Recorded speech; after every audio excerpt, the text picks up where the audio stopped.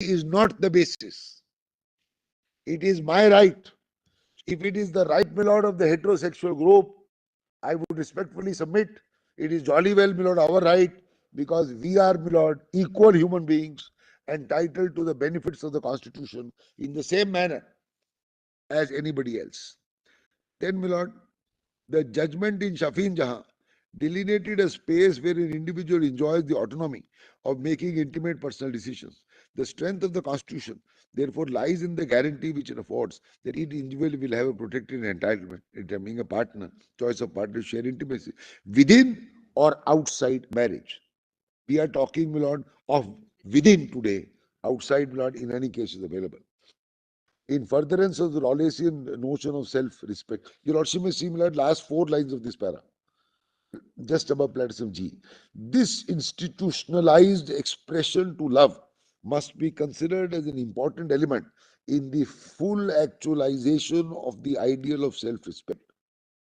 Social institutions must be arranged in such a manner that individuals have the freedom to enter into relations untrammeled by the binary of sex and gender and receive requisite institutional recognition to perfect their relations.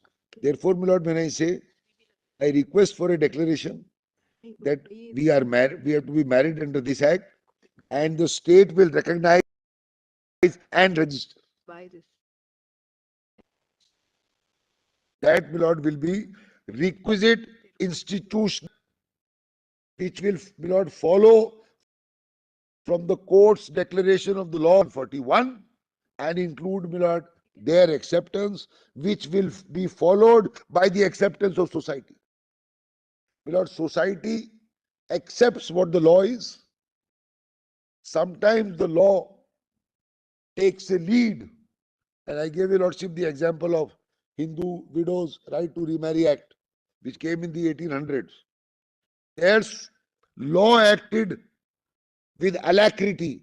The society was not ready. It's not ready, my lord, even till early 1900s. Widows remarriage. There, the law acted with alacrity. Here, we need, my lord, to push the society. Push the society to acknowledge us as equals in all respects, because the Constitution says so.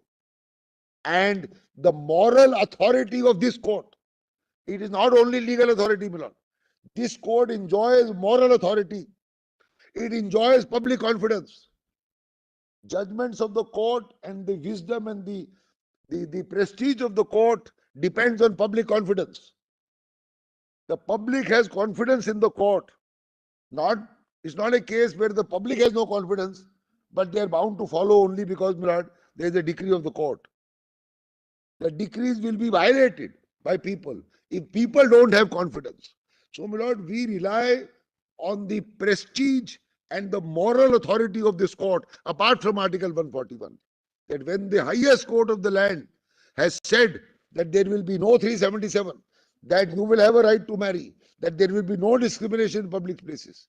It is that, with great respect, my lord, whether Parliament follows it up with the law or doesn't follow it up with the law, that is what will drive the society in times to come, 2 years or 5 years, whatever it be, to accept this group as a fully homogeneous group with their differences and diversities within one whole.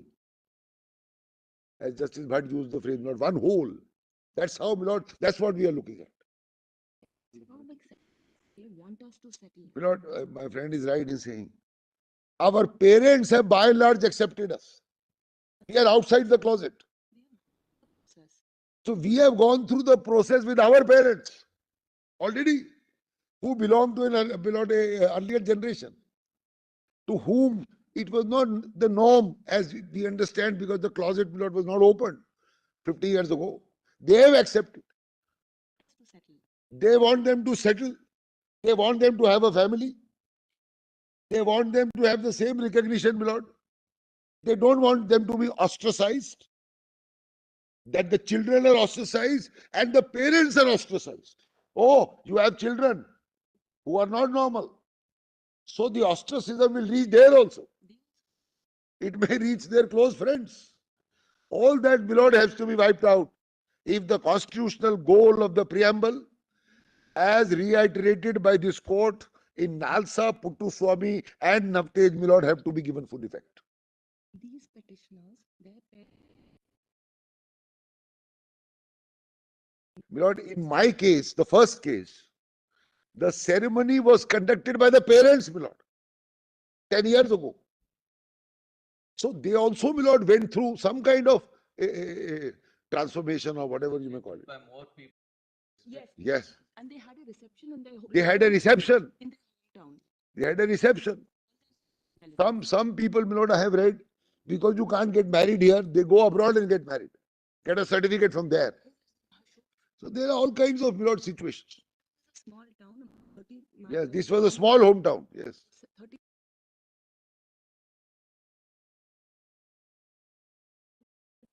Then, my lord,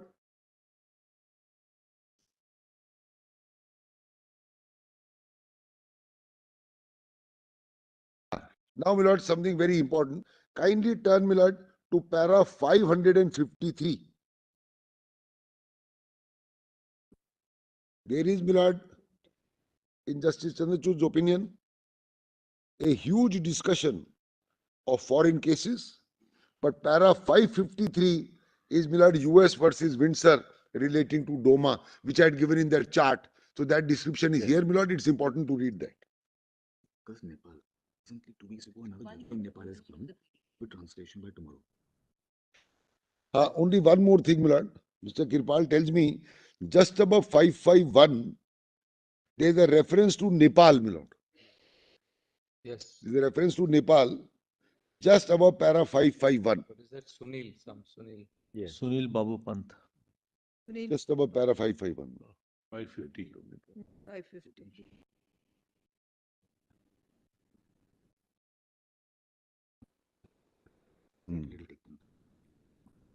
Lord, we'll get this translation tomorrow. A judgment was. This is a court. Fine. After this, another. After this, Lord, another thing has come yesterday 2 weeks ago. or 2 weeks ago. We are going to translate it and Lord, try and give it to you. Nepal Supreme Court. Yes, ma'am. Yes. Which para? 5? 50. I was reading, Lord, 2 lines above 551. In concluding, the court directed the Nepalese government to enact new legislation or amend existing legislation to ensure that persons of all sexual orientations and identities could enjoy equal rights. So now there is a fresh judgment reiterating this position, and we will translate and give it to Lordships tomorrow or day after. So it's not a case of urban elitism. Say from Nepal, not certainly not urban elite. Now say 553.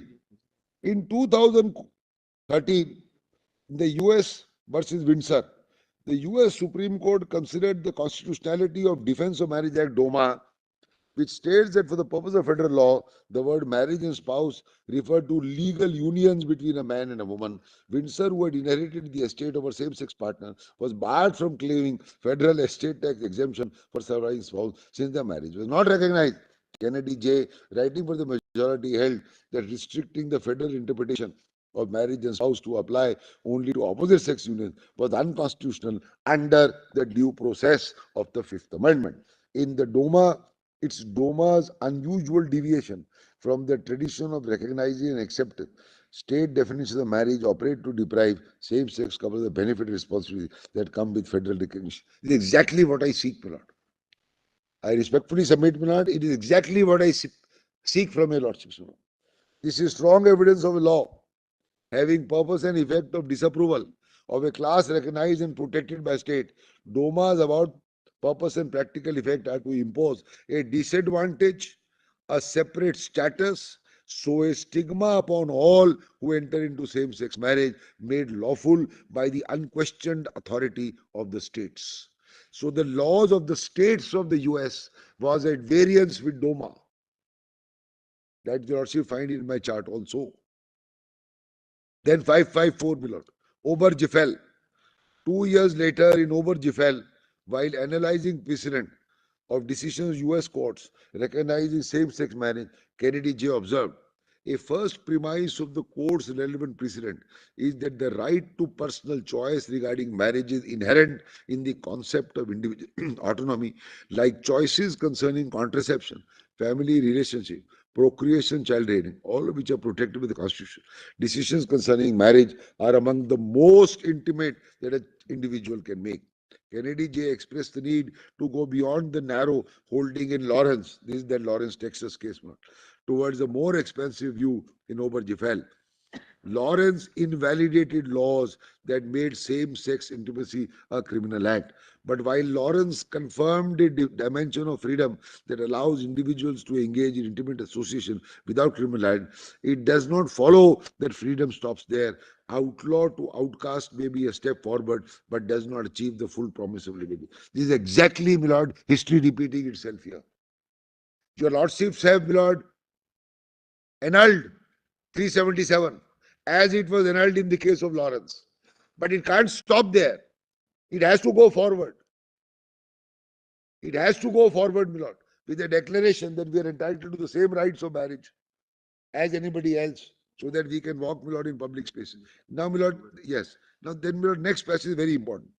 By a 5:4 majority, the Supreme Court ruled that the fundamental right to marry is guaranteed to the same-sex couple by the due process and the equal protection clause of the 14th Amendment. Commenting on the right to marriage, Kennedy J. noted, "Not this definition is classic. No union is more profound than marriage, for it embodies the highest ideals of love, fidelity, devotion, sacrifice, and family. It would misunderstand these men and women to say they disrespect the idea of marriage. They are pleased that they do respect it so deeply that they seek to find its fulfillment for themselves. Their hope is not to be condemned to live in loneliness, excluded from one's civilization's oldest institutions, namely marriage, my lord. They ask for equal dignities in the eyes of the law. The Constitution grants them that right."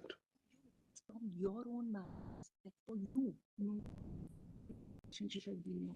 So, my lord, if this is good for society as a whole, it has to be good for us.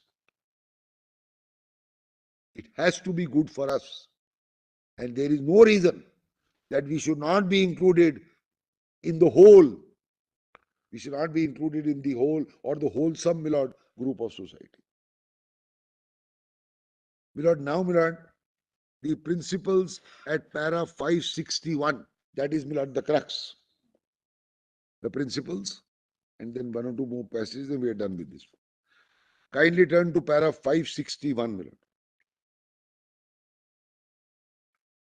2 pages down. From an analysis of comparative jurisprudence from across the world, the following principles emerge. Sexual orientation is an intrinsic element of liberty, dignity, privacy, individual autonomy, and equality. Intimacy between consenting adults is beyond the legitimate interest of the state. Then we got point 5. Point 4. When to read all that? Yeah, I'll read all of them. Yes, I'm grateful. 561.2. Intimacy between consenting adults of the same sex is beyond the legitimate interest of the state.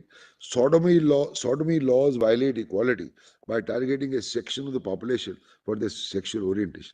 Such a law perpetrates stereotype, lends authority of the state to societal stereotypes, and has a chilling effect on the exercise of freedom. The right to love and to a partner to find fulfillment in a same-sex relation is essential to a society which believes in freedom under a constitutional order based on rights. Sexual orientation implicates negative and positive obligations on the state. Not only requires the state not to discriminate, but calls for the state to recognize rights which bring true fulfillment. This is the affirmative part, my lord. The earlier part was the negative part, or the negative injunction. The constitutional principles which have led to decriminalization must continuously engage discourse to ensure that the same-sex relationship find true fulfillment in every facet of life. I pause here for a minute. This is what I'm driving at. I require beyond the badge. I require this, my lord, I respectfully submit. Beyond the badge that I am married. every facet of life where we face pitfalls when we go outside, my lord, the courtroom and deal with, my lord, like ordinary mortals. This is what we, my lord, face. The law cannot discriminate against same-sex relationship. It must also take positive steps. This is the affirmative part.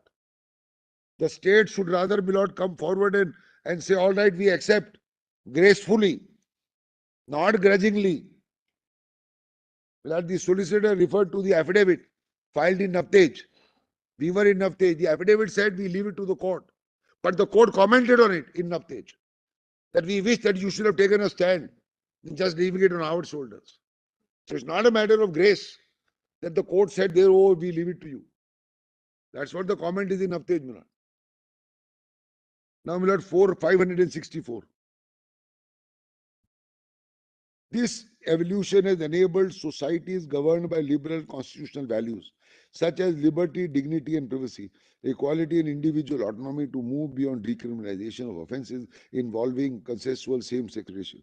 Decriminalization is, of course, necessary to bury the ghost of morality, which flourished in a radically different age and time. I submit, my lord, history is repeating itself. This was only 5 years ago.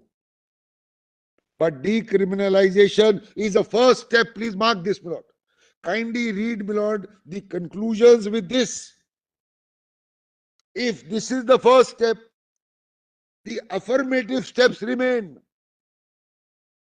And I submit, my lord, that the prayers that I respectfully seek from your lordships are affirmative steps which will help me lead a dignified life like any other person.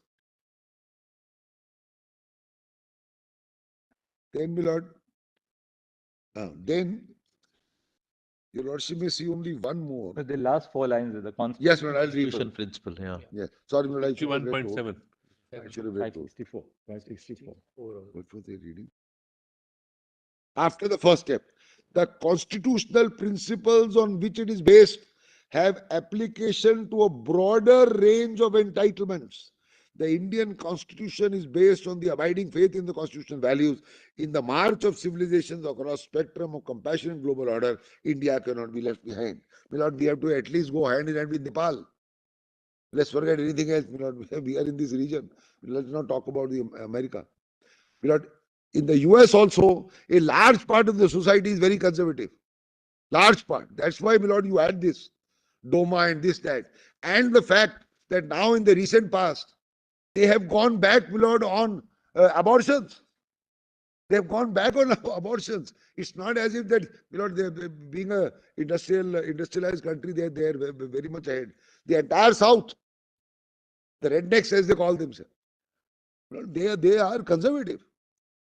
After Oberge fell, they have So after Ober fell, it has been accepted An act now. and they passed an act now. I mentioned that. opinion changes. So things change when the moral authority of an institution says that this is how, please, you look through this prism of gender neutrality. Do not look through the prism. Milord, sorry to go back. This Victorian morality issue, Milord, came in 1800s when, Milord, Mr. Macaulay framed this law. You go back to Indian text. For hundreds of years, Milord, you go to Khajuraho, go to other places. You see, Milord, these acts are depicted on the walls for thousands of years. That remained, Milord, the concept of morality. It was not, Milord, this Victorian morality which was in India for 1000 years. Our morality was very, very different, far more advanced, not Victorian, not stereotyped, not stigmatized in this form, not, Milord, this formal thing. You can go to so many places and see. But when, Milord, it changed, we have had a succession from, Milord, Lodi dynasty. Lodi Gardens, Milord, dynasty, 1000 years old. Then came, Milord, the Mughal dynasty in the 1500s when Babur came. Then came the British. They occupied India. They imposed, Milord, their code and their moralities.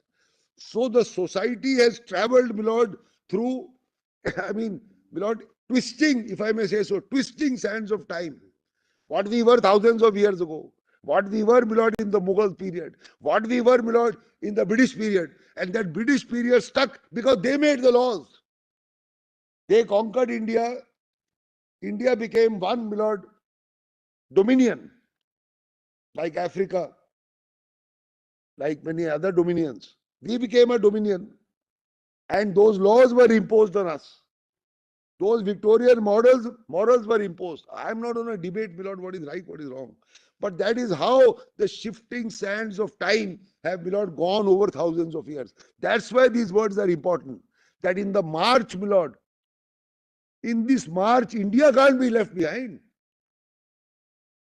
And more so, my lord, at least we don't have a debate like England. They don't have, my lord, a written constitution. So it's a matter of debate what the conventions are or what they are not. We have a written constitution like the US. Our constitution is very, very clear. And this, my lord, golden thread, if I may use again, my lord, the preamble 14, 15, 16, 19, and 21, is now cast in stone by several judgments of this court on secularism, pluralism, constitutional morality, no right, my lord, of the heterogeneous majority to steamroll the minority. And in the recent past, we start from Nalsa. I can go back, my lord, to a large number of judgments. But then that debate, my lord, will unnecessarily go on. We don't need that because there is no discordant note. Wherever there was a discordant note, my lord, your lordships have corrected. MP Sharma had a discordant note. And MP Sharma is of the 50s and 60s, my lord. Your lordships have corrected. My lord, the Chief Justice, my lord, also corrected. ADM Jabalpur. It's a discordant note. One discordant note, MP Sharma, another discordant note. They have been corrected by this court. So, my lord, this court has proceeded in the last 70 years, by and large, on one track, upholding the values of the Constitution, talking about constitutional morality, talking about the fact that if one man, my lord, is discriminated, he can come to the Supreme Court, notwithstanding that, my lord, hundreds and crores stand one way. One man has the right to come to this court and he need not wait for Parliament. Because this court is the guarantor, my lord, and the protector of fundamental rights. The lordships have said repeatedly. Repeatedly. I mean, you don't need to cite cases of that. So if that is, my lord, the position, and India has to go forward, this court takes the lead with its moral authority and legal authority in providing a declaration saying that this is the next step after 377. Look, Mr. Society, this is the norm. Follow this norm. Remove the dogma. Remove the stigma. That is why, my lord, your lordship said, give wide publicity. That's not normally, your lordship don't say that normally. The reason is you are dealing, my lord, with something which is a little out of the normal. It's not, my lord, a case of property or, my lord, money going here or something. It's not one of those cases. It's a very different case. So the obligations, my lord, rest heavily on this court because of its moral authority and the public confidence in the court, more than, my lord, the legal part. Now, my lord, para 600 is very important. Kindly turn to para 600 and 601. And then, my lord, 2-3 more paras, then we are done with this. And the last para of Justice Indu Malhotra, which I will read, my lord, that we owe an apology, etc. But, my lord, para 600. Constitutional morality requires in a democracy the assurance of certain minimum rights which are essential for free existence to every member of society. The preamble to the Constitution recognizes these rights and liberty of thought, expression, belief, faith, and worship, and equality of status, of opportunity. Constitutional morality is the guarantee which seeks that all inequality is eliminated from social structure, and each individual is assured of the means for defense rights guaranteed. Constitutional morality leans towards making Indian democracy vibrant by infusing a system of brotherhood. That is, your lordships are now talking about fraternity. This brotherhood takes you back to the principle and phrase fraternity, my lord, in the preamble. Brotherhood comes from fraternity. There is no other phrase of brotherhood in the Constitution. Your lordship may only note Fraternity comes, my lord. Fraternity and brotherhood is the meaning of one or the other and is relatable to the constitution. Class, race, or brotherhood among a heterogeneous population belonging to different classes, races, religion, culture, caste, and section. Constitutional morality cannot, however, be nurtured unless as recognized by the preamble. So, my lord, emphasis on the preamble, which became a part, my lord, was declared as a part of the constitution. There exists fraternity which assures and maintains the dignity of each Indian. Then, my lord, Dr. Ambedkar's decision fraternity. Kindly turn to 601.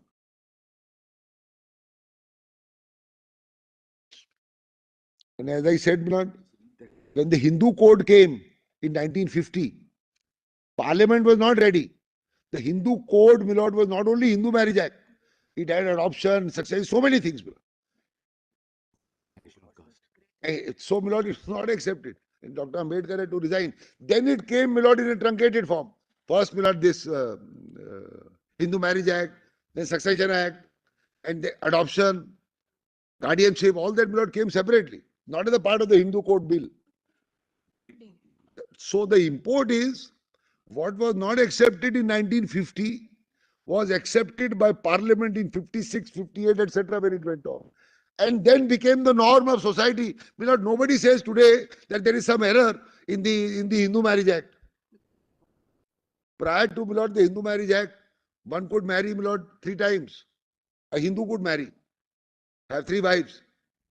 That became an anathema when India progressed to the Hindu Marriage Act. That was the law prevailing from the times of the Mughals, the British.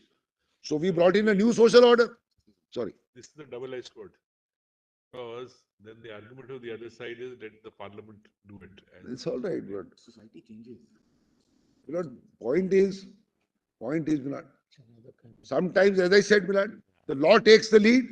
Sometimes society takes the lead. Mr. Rotigi, your broad argument there would be that we are talking of constitutional morality. When Right. somebody performs it, that is also constitutional. That's right. I'm grateful. And the simple answer is this, to this query being raised again and again.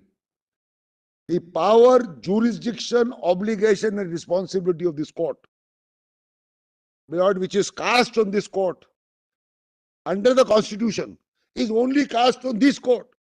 Even the High Court doesn't have that power. Only this court, as the final protector of fundamental rights and the final arbiter of what the law is and what the Constitution is. 32 is itself a fundamental right.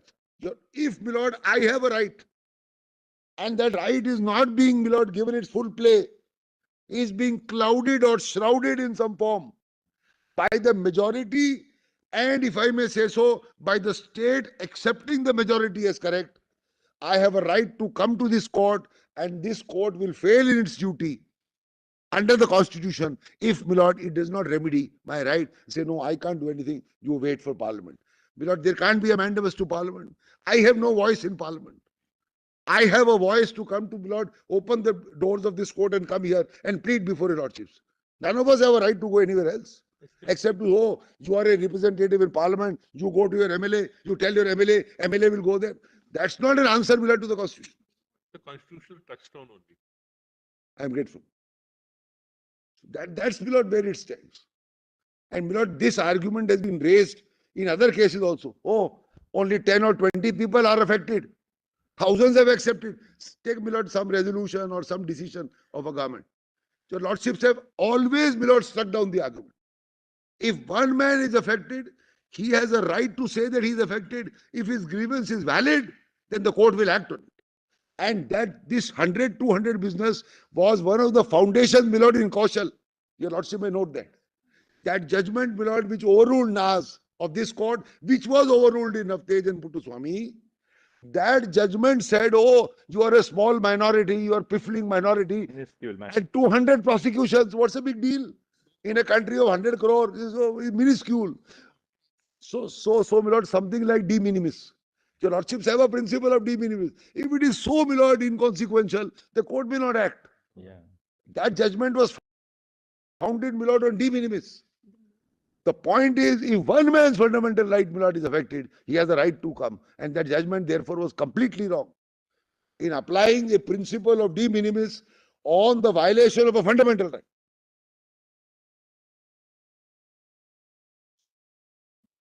Part of My lord, in Shafin Jahan, there is a passage, Lordship Justice Chandrachud, reminding the High Court that you cannot, my lord, go with just, my lord, this majority. Necessarily, my lord, I'll show that. it's part of current. No, all right, let me read Ambedkar. Mr. Kirpal wanted me to read. My lord, Always good to read. Yeah. my lord, para 600 at the bottom of that page. Yes. 600. Man who faced discrimination Yeah. himself. Yes, of course. My lord, your lordships are aware in London, wherever, my lord, famous people have lived, their names are, my lord, in a blue plaque on a building, say X or Y.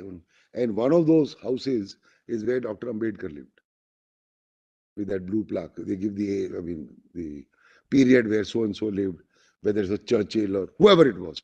That's what Ambedkar. An ideal society should be mobile, should be full of channels for conveying a change taking place in one part to the other parts. In an ideal society, there should be many interests consciously communicated and shared.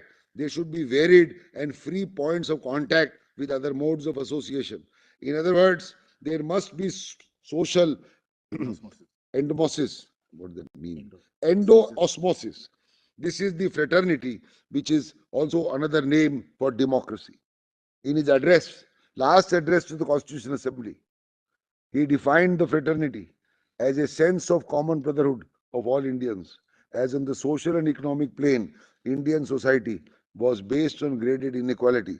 Dr. Ambedkar had warned in clear terms, without fraternity, liberty, and equality cannot become equality cannot not, and therefore is this that way, cannot become a natural course of things. It would require a constable to enforce them. Without fraternity, equality, and liberty, there'll be no deeper than coats of paint. Constitutional morality requires that all citizens need to have a closer look at and understand and imbibe the broad values of the Constitution, which are based on liberty, equality, freedom. Constitutional morality is thus the guiding spirit to achieve transformation, which above all the Constitution seeks to achieve. The acknowledgement carries a necessary implication. The process through which a society matures and imbibes constitutional morality is gradual, perhaps interminably so. Hence, constitutional courts are entrusted with the duty to act as external facilitators. Very important phrase, my lord, to act as an external facilitators and to be a vigilant safeguard against excesses of state power and democratic concentration of power. This court, being the highest constitutional court, has the responsibility to monitor the preservation of constitutional morality as an instrument of fostering conditions for human dignity and liberty to flourish. Popular public morality cannot affect the decisions of this court. I would like to add also, my lord, cannot defer the decisions of this court for the legislative process. Then we'll add 604 on the next page. Invocation of constitutional morality must be seen as an extension of Dr. Ambedkar's formulation of social reform and constitutional transformation, highlighting the significance of individual rights and social terms. He observed, the assertion by the individual of his own opinion and beliefs, his own independent interest is over, and against group standards, group authorities, and group interests in the beginning of all reform. So, my lord, reform is also a continuous process. Society has gone through a large number of reforms, from widows, from child marriages, from this, that, and the other. Now, my lord, 606. Constitutional morality will impact upon any law which deprives the LGBT individuals of their entitlement to a full and equal citizenship. It's again a reiteration of what I respectfully seek from this court. Nobody can deny, my lord, a full and equal citizenship will be sans marriage, will be sans a family, will be sans the respect of a marriage, and forever to be treated as those two people. After the constitution came into force, no law can be divorced from constitutional morality. Society cannot dictate the expression of social sexuality between consenting men. This is a private affair. Constitutional morality will supersede any culture or tradition. The interpretation of a right in matter of decriminalization is beyond their determination, so may be determined by the norms. So, my lord, will supersede any culture or tradition. Reference was made to culture or tradition by the other side yesterday. 608. LGBT living under the threat of conformity, grounded in culture, morality have been denied to a basic human existence. They have been stereotyped and prejudiced. Constitutional morality requires this court not to turn a blind eye to their right to an equal participation in citizenship and equal enjoyment of life. Constitutional morality requires that this court must act as a counter majoritarian institution which discharges the responsibility of protecting constitutionally entrenched rights regardless of what the majority may believe. Constitutional morality must turn into a habit by citizens. I respectfully submit, my lord, it will become a habit only when it is so declared by an authority no less than the Supreme Court on account, my lord, of its moral authority. By respecting the dignity, this court is only fulfilling the foundational promises of our constitution, which is, my lord, way back in 1950. Today we are in 2023. My lord, 613.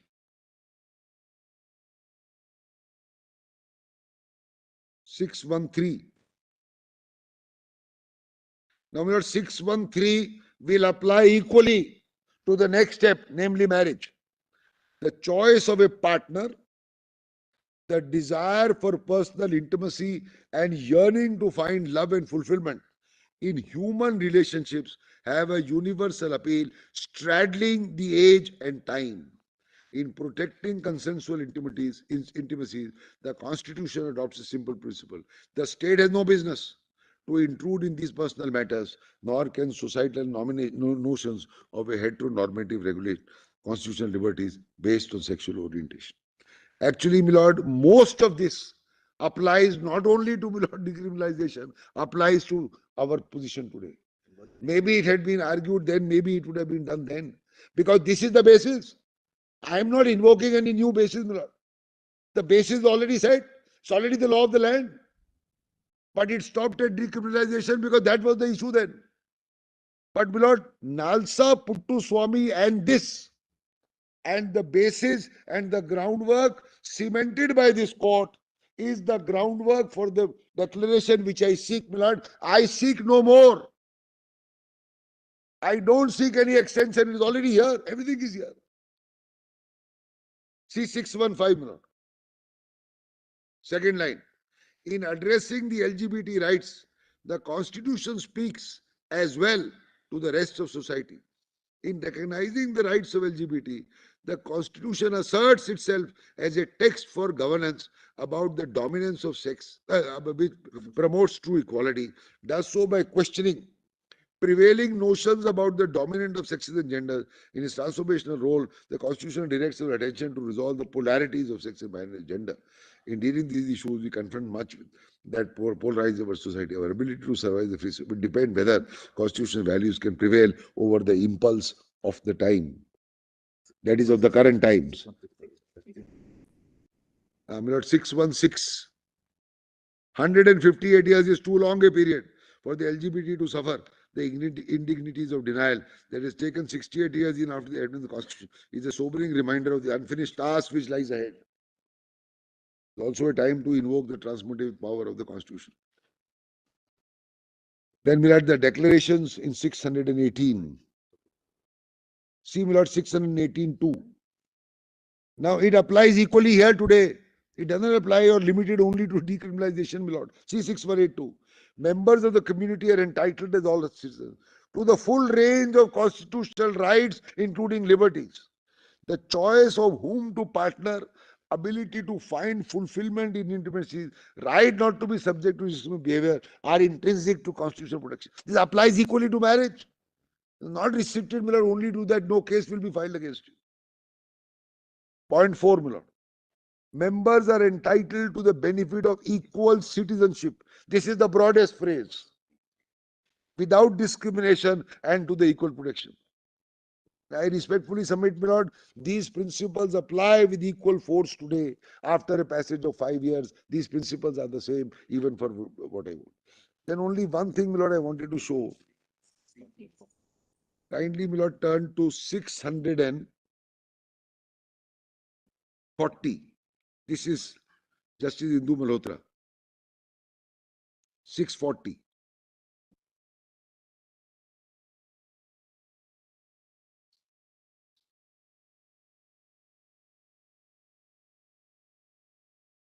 Actually, my lord, it is similar. Your lordship may note, I don't want to read it. 640, 641. 640.2.4 may be seen, my lord. So, my lord, it's the same thing in paraphrasing in different words because of a different learned judge. 642.4. Sexual orientation is innate. It is an important attribute of one's personality and identity. Homosexuality and bisexuality are natural variants of homosexuality. LGBT have little or no choice over their orientation. This is very important. So it's not, my lord, an elitist concept that I have acquired something today. It is innate. I have little or no choice. LGBT, like other heterosexuals, are entitled to the privacy and the right to lead a dignified existence without fear of persecution. So it's not prosecution only, it is persecution. They are entitled to complete autonomy over the most intimate decisions relating to personal life, including the choice of partners. So, my lord, it will include a sexual act, it will include companionship, it will include marriage, it will include family, it will include walking in public and other spaces. Then, my lord, right to privacy is 640.3. 640.3.3, your lordship may mark placetum E. The right to privacy is not simply the right to be let alone. It has traveled far beyond that. It now incorporates the idea of spatial privacy, decisional privacy, or privacy of choice, extend to the right of fundamental personal choices, including those relating to sexual conduct. So, my lord, right to make a fundamental personal choice, not limited to sexual conduct, will include, willy-nilly, will include, my lord, marriage. And then, after life, right to health, my lord, your lordship will have, my lord, 644. I wanted to read that note. 644.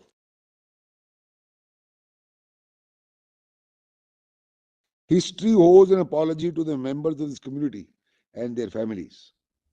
So it's not only community, my lord. I emphasize family. Family is also here. For the delay in providing redressal for the ignominy and ostracism that they have suffered through the centuries. The members of this community were compelled to live a life of fear, reprisal, persecution. Account of ignorance of majority would recognize that homosexuality is a complete natural condition, part of a range of human sexuality. The misapplication of the fundamental right of equality guaranteed by 14, infringement, it infringed the fundamental right to non-discrimination under Article 14, etc. And that's how the conclusion. One para. Uh, Just one para. My lord, I have given your lordship those, I don't want to read now, those 4 cases on the right to marriage. I can give my lord these citations. Shakti Vahini is quoted there already. Shafeen Jahan is also quoted there, my lord. The 2 other ones, your lordship may note, my lord. That's all. So there are 4 of them. Shakti Vahini, under the head of right to marry a person of your own choice. Shakti Vahini and Shafeen Jahan are quoted in Justice Chandrachud's opinion. The 2 others, my lord. One is Deepika. Deepika, my lord, is 2022 SCC Online SC 1088, para 26 to be precise. And Lakshmi, my lord, Lakshmi Bai, Mr. Justice Call, speaking for the court, 2021, 3 SCC, 360, paragraph 11, my lord, to be precise. Now that ends, my lord, Sorry, it's Mr. tracing of the law. Okay, in Deepika saying what para did you specify? 26, my lord. Para 26. And Where is the Nepal subsequent judgment? in Lakshmi Bai. I've got a copy. You Of could give us- Deepika? Nepal you could give judgment. us Nepal judgment subsequent. Yeah, that's Nepal. Got it now. Oh, you got it? I'll get a printout and give My it. lord, I'll get a printout and give it to your lordship. Headline. Then Nepal judgment. My lord, your lordship might. You have given all this in your compilation. Yes, You could just give the page numbers. yes. That's fine. I'll do that. I'll do And that. the Nepal judgment, you can email separately. You can separately email it to the court master. Thank you. That's it. Email it to the court. Yeah. Sir, I'll leave Go that. ahead. Now, my lord, we go to the special marriage act.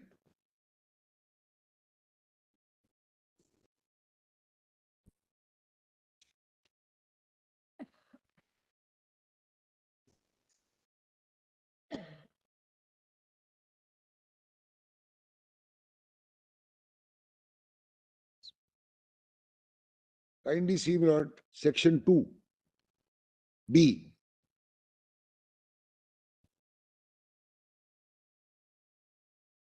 My lord, as I had mentioned yesterday, section 2, like all other sections in other acts, starts with unless the context otherwise requires. So, there is elasticity as a measure of a legislative tool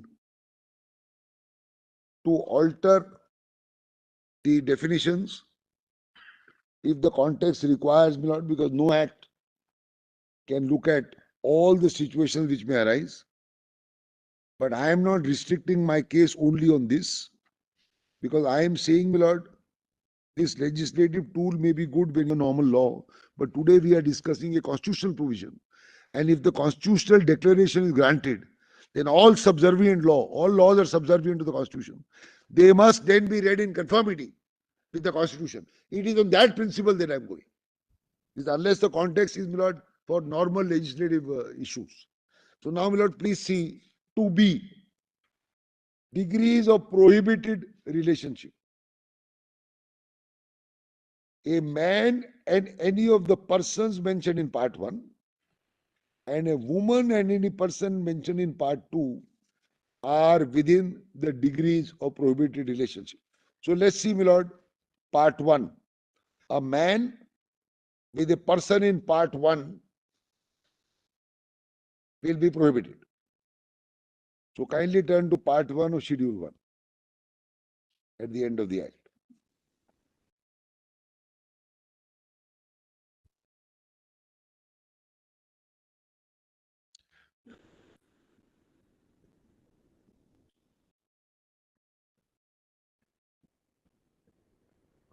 So that's in part 2.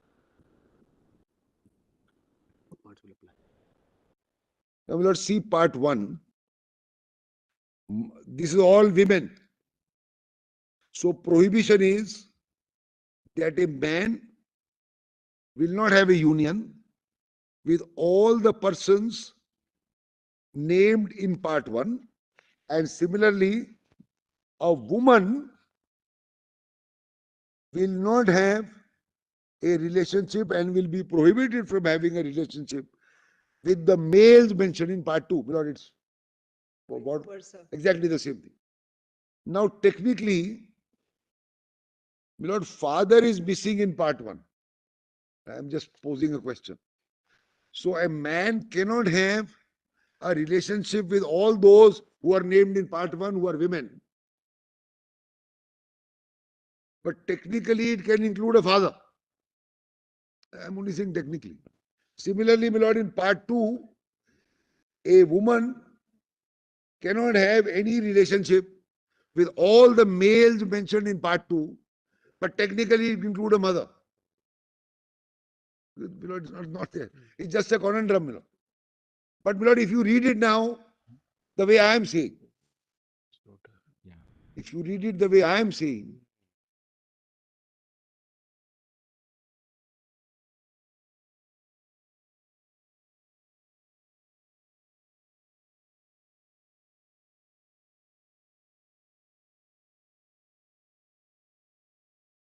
my lord, man and woman as a person. So a person a person and any person mentioned in part 1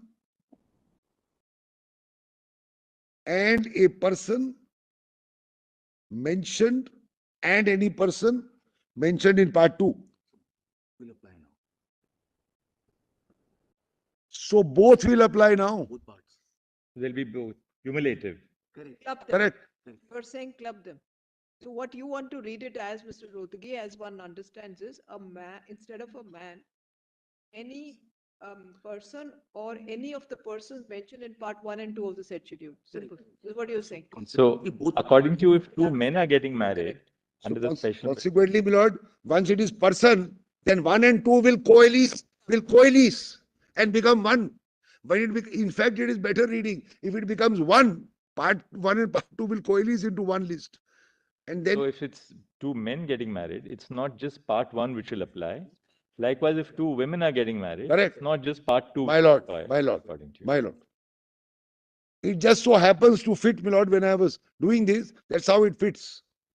See, my lord, for example, But this is also a tacit indication that the Special Marriage Act didn't contemplate people of the opposite sex getting married, actually. Sorry. I meant same sex. my lord, Same sex. with ultimately, my lord, Yeah. one can say you're doing violence on the conventional. It was 1954. No, one can say you're doing violence by doing all this. But, my lord, if this has to conform to the constitutional declaration, it has to be this. Otherwise, this will become unconstitutional if the declaration is granted. We don't want it to be unconstitutional. We want to utilize it. Actually, I was telling brother that one of the relation I just saw is sister's daughter. Yes. Column 30.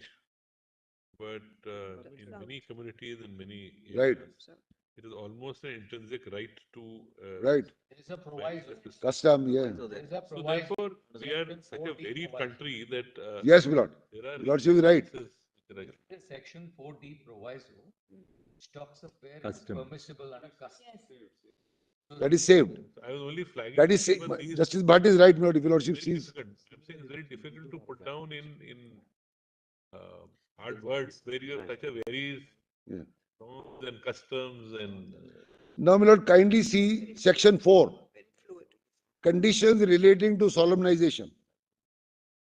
Now, 4.1 refers to person. So there is no problem. 4.1a also refers to a spouse. B refers to party, no problem. They are gender neutral. Now see C, my lord. C has males and females. You leave it as it is. If two men are getting married, it is 18. If two female or 21. If two females are getting married, it is 18. You don't need to change it. My lord sees, this is Kohli sees, my lord C. The whole idea is that you go beyond your. Yes, and say yes. that. Then again, why? Why revert to male it and then? female? See, Then then you are it saying becomes- person. You're flitting in and out. Yes. Comes to prohibitions, for one, you revert back to your, and then there are problems when it comes to transgender persons. Yeah. Yes.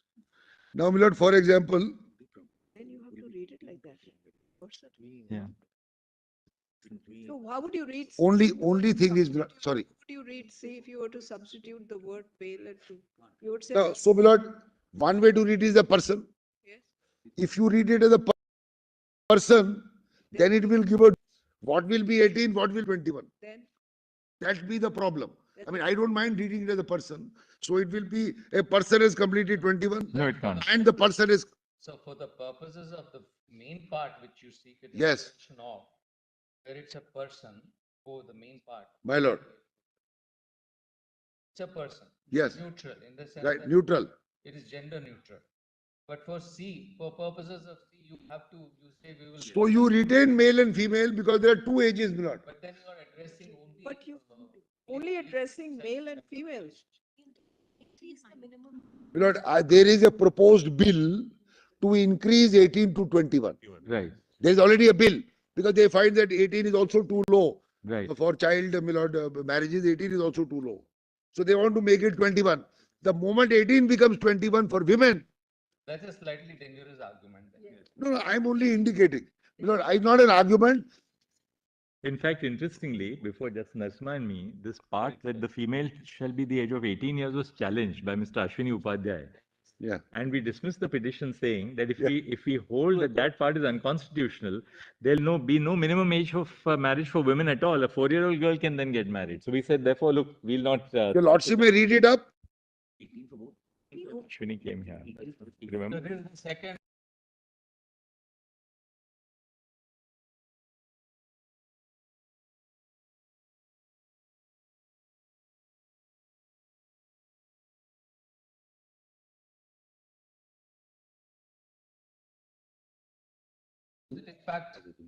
How does it impact those who are a heterosexual couple? Because then you will be looking at this interpretation in a different. Yes, yes, absolutely right. Because we can't forget the heterosexual group. That's right. Because they can also get married. So we can't forget it. So keep that and keep it as it is. No, then in that case, what you're saying is for sex relationship, this is the person. For heterosexual couples, for heterosexual, Yes. this is part 1 and part 2 apply. Right. That is one more, That is one way. Yes. Yes. one way, that is. No, no, correct, correct.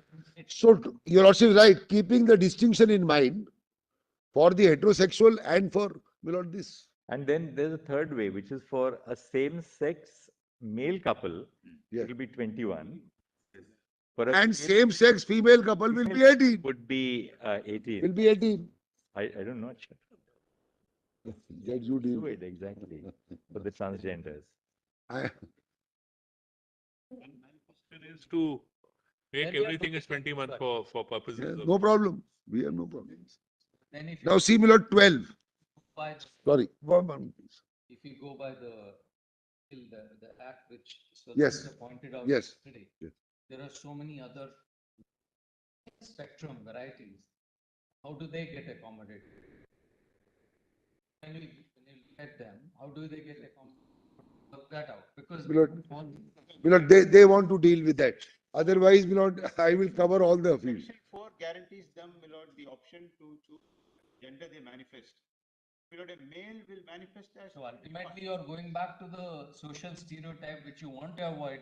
My lord, that is because we are maintaining No, equality. not a question of because. The minimum is 18, it should not be 21. it should be My lord is 18. saying, my lord is saying. No, no, I understand.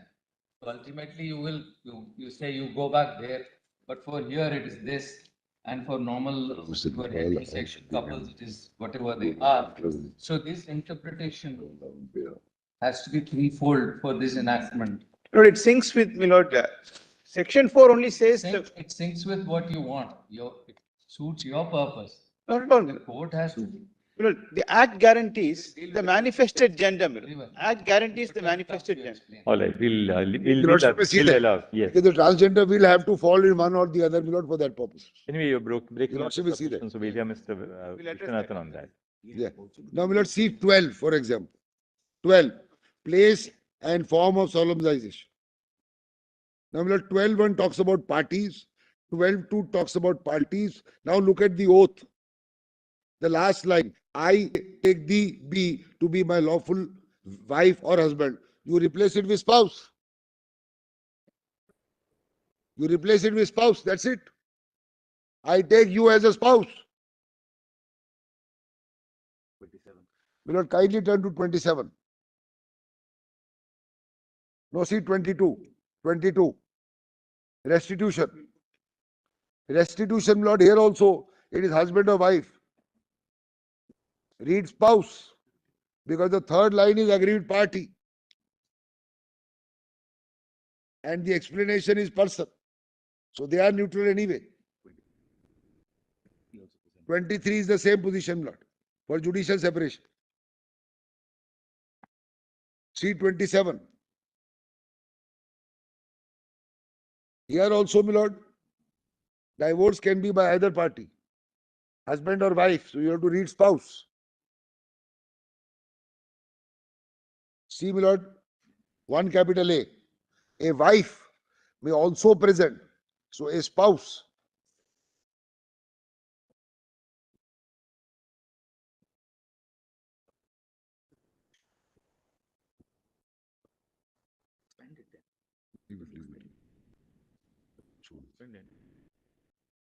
That's all. Then my lord 36, 37. Now this is the right, my lord, only to women, 36 and 37.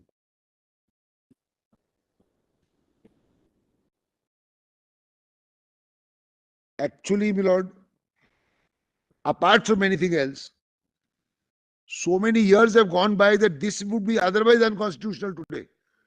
To say that only, my lord, a husband will pay to the wife. Today, in maintenance, under the Hindu Marriage Act, it's either way. It's either way, my lord. If the wife is earning much more, the husband is not earning, the wife will pay. That's right. This is earlier mindset. Actually speaking, it will be unconstitutional today to say, my lord, only one spouse in the marriage will pay on the premise that the husband is the bread earner and the wife is not. So actually 36 and 37 we suffer from that problem. So read it as spouse, give the right to both, not only here, but there also. I was just. So, my lord,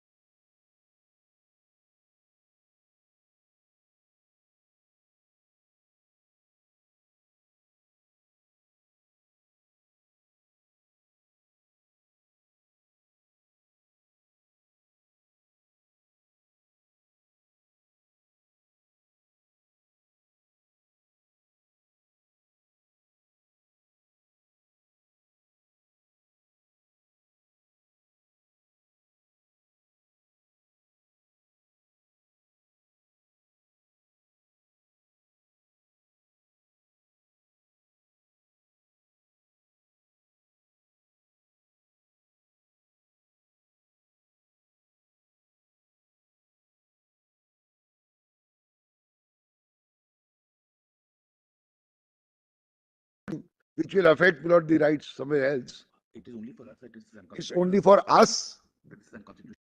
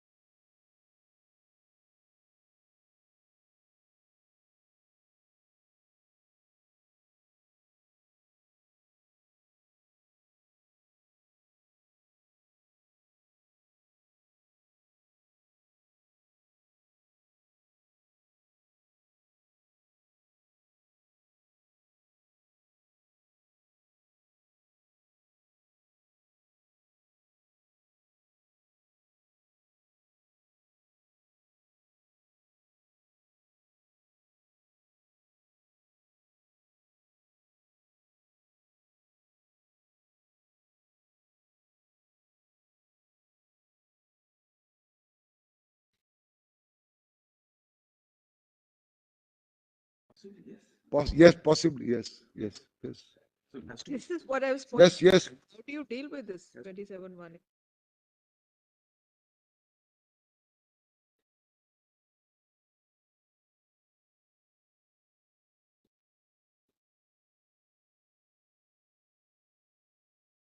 To be spouse. No, suppose your lordship reads a spouse, 27(1)(a).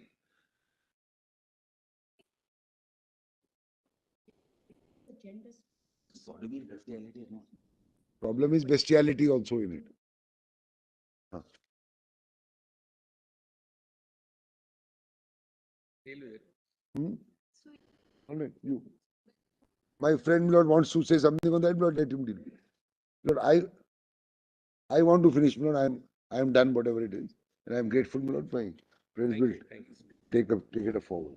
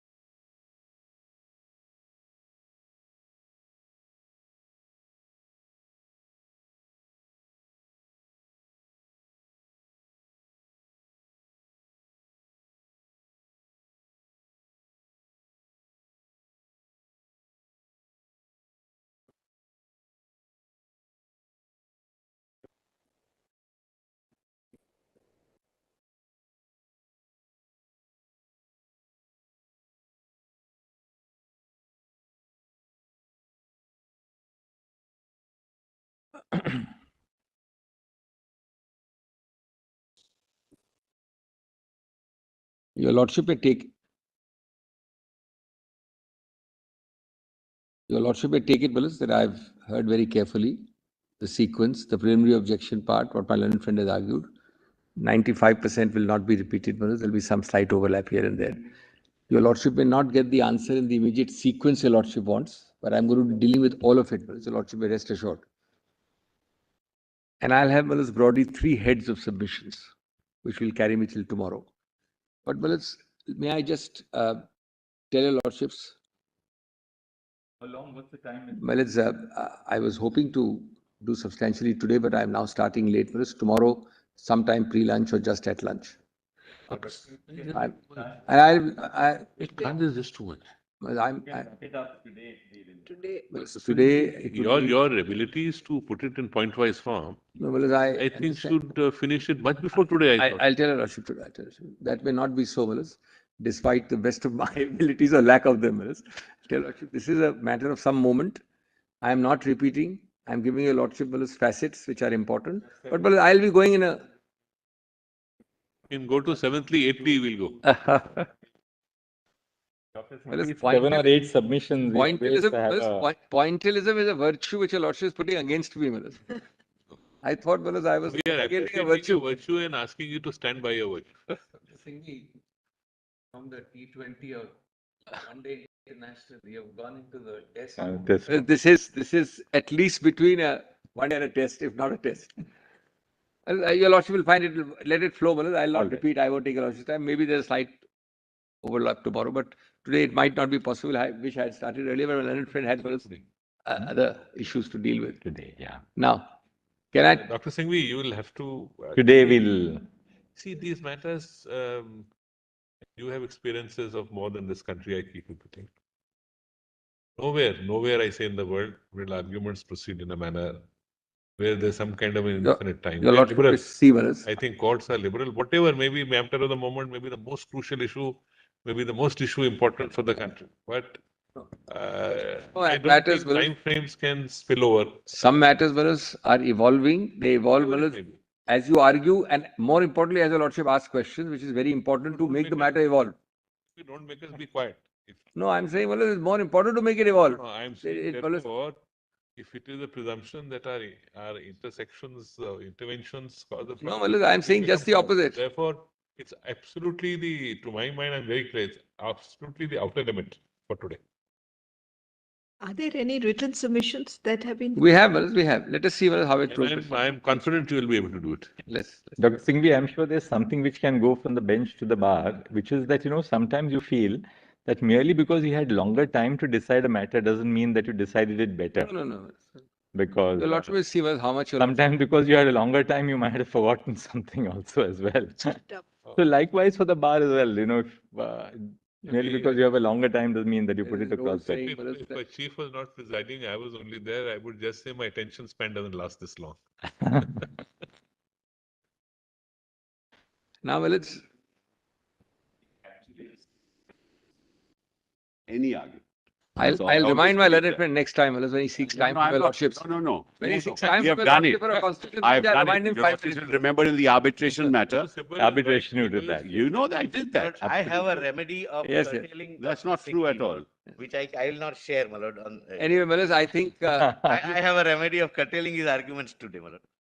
anyway. I'm only saying that all of us, and I include us also as part of it, have to get used to finishing with whatever matter in a time-bound manner, because there are other matters waiting for it to be heard. Willis, all I can say is, Willis, I've had the privilege of doing the last continuous 5 constitutional benches here. Your Lordship would not have found me taking extra time in any of those. Yes. And Lordship, may rest assured, back to back, Willis. All right. Rest assured, it won't happen again.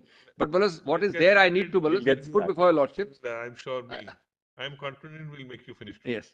But Willis, what is there, Willis, I don't want to truncate to a fault. Sybil was on that side with him. Right? Yes. Now, Willis, this matter is. You said you're making 3 points, right? Three submissions you said when we. No, those 3 headings, Willis, before I come to the 3 headings, let me just open by saying, what is this matter about?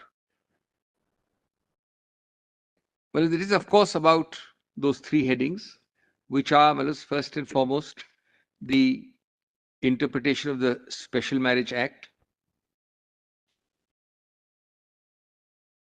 to be interpreted what might be called constitution compliant, consistent with the Constitution. On the touchstone of, well, the larger constitutional values of preamble and all the Part 3 relevant articles. So that is constitutional compliant interpretation.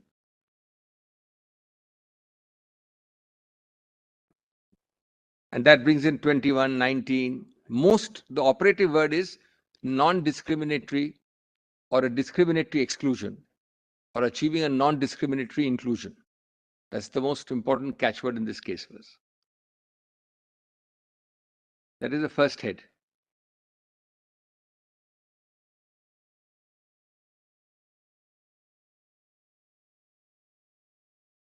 The second head, Maritz, is going to be the notice and objections regime of the same act.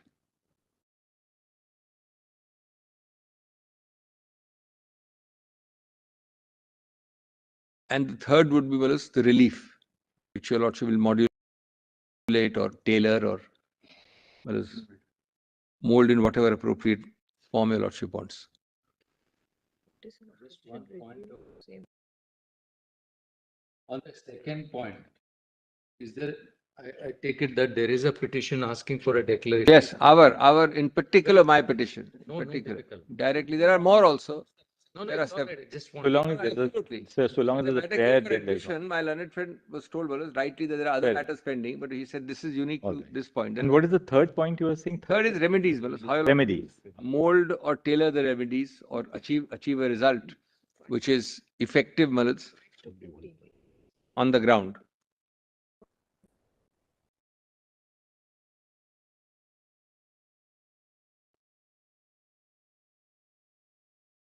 Before I go by these three heads, Willis, the first question I ask myself, what is this case about? And a very brief opening, Willis. My submission is, Willis, that the heart of this case is not about the statutory provision, the reading of these sections as constitution compliant or non-compliant, which are important, the notice and objection regime.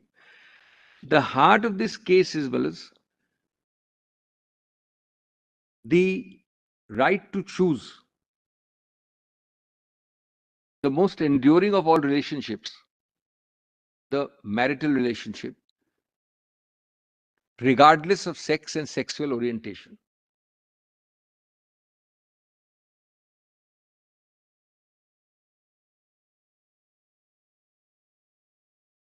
Regardless of gender or gender identity.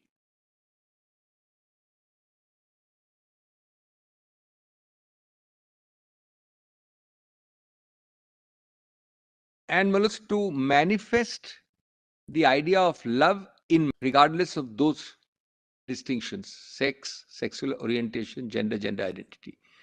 The right to love, the right to manifest that love in the form of marriage, regardless of these identities, is the heart of this case.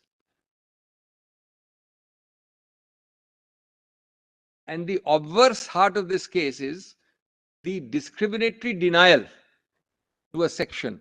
The mirror image part of this case is the discriminatory denial to a section of the community to do it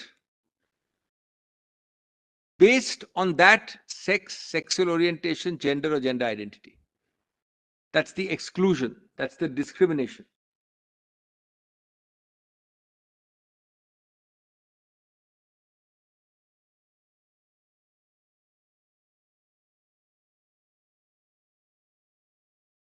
Right? Whereas Navte Johar was momentous by decriminalization. But it still remains, Willis, in a real sense, little done, vast undone. And your lordship is now traveling from the little done in the journey of the vast undone. Your lordship is trying to do the significant done. There'll always be, of course, things left. So your lordship is removing the next brick of discrimination and exclusion. Exclusion and discrimination is the heart of that issue.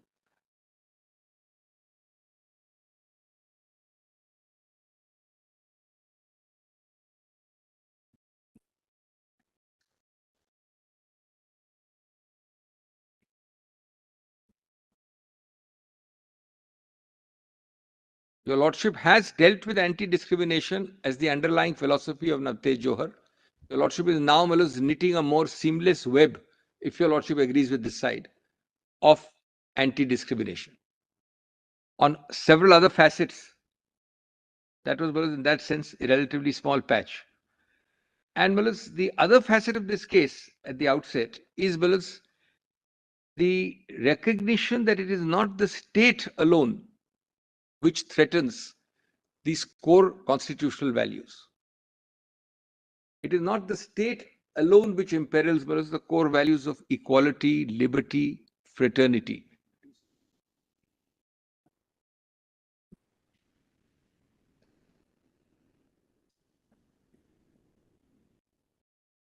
It is also groups, private groups, non-state actors. It's used in a different context, non-state actors, but it applies here as well. Which are called entrenched and encrusted forces over the years, whether in society or as a constitutional thing. They also Could be even new forms of organization. They also need, these groups which are here on this side need protection from those entrenched and encrusted forms also. I'm not calling them villains, brother. I'm saying from a certain entrenched thinking process, which can be as invasive of those core values as state action. That's the point I'm making. They can be an R, and therefore, Your Lordship will be dealing with striking by protecting those vulnerable sections from both those facets, state and non-state.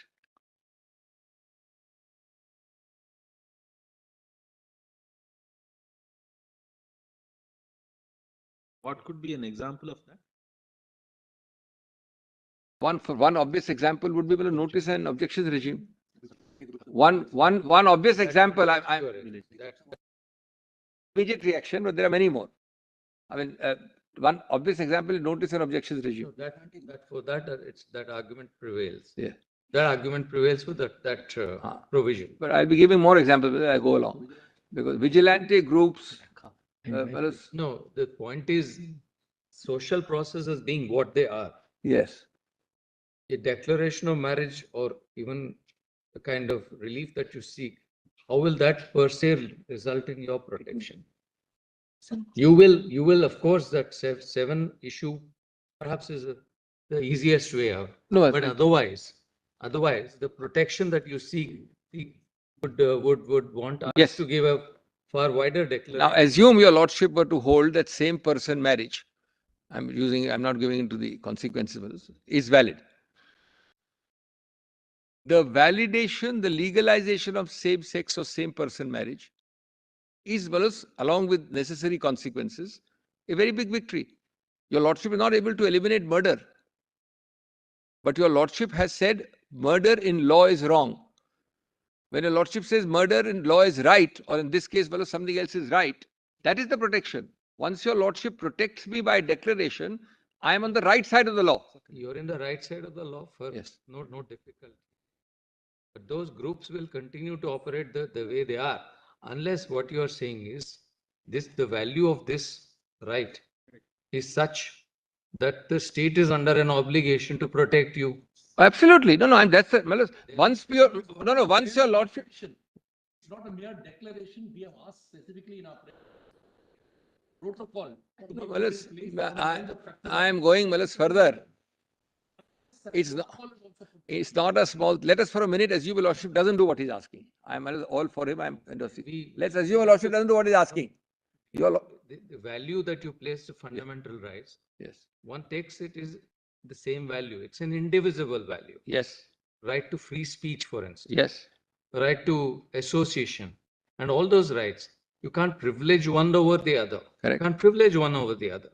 Then what you're saying today is you are wanting us to strike another path and say that all these, or at least start with, you give this privilege this and give this right to us, which the state is bound to, provide and protect us. No, I am not asking for any new right. First of all, I'm not using a Hoffeldian rights positive obligation. Talking of, saying that you are asking. if that's the argument, Yes. now in that sense, there'll be, I mean, we'll be asking the state to do nothing wrong in it. The state is bound to protect it. Let me very straight away answer that. Exercise of free speech, for instance, the state plays a role. Absolutely, Manas. Now, Manas, for a minute, let us not. I do not want to minimize the great advance your Lordship would be doing by merely giving the declaration without even the very important point my learned friend is making. For a minute, I'm testing it by answering your Lordship by testing it. Your Lordship, Manas, assume, Manas, that your Lordship puts you on the right side of the law with consequential, Manas, directions. Malas, the first and foremost consequence of that is that I am entitled to, Malas, seek, ensure, and Malas, demand as a matter of right state protection for an invasion of what is declared as a valid thing, even without this. Sorry, one last question to Yeah. play the devil's advocate. Yes, yes. What prevents the state from protecting you today? Because it is decriminalized. Decriminalization is a very small part. Then It doesn't give me any of the rights I can demand, Malas, once I'm in a marriage. Yeah. Once I'm in a marriage, that it doesn't give Come me. back after lunch. Get into these nuances, otherwise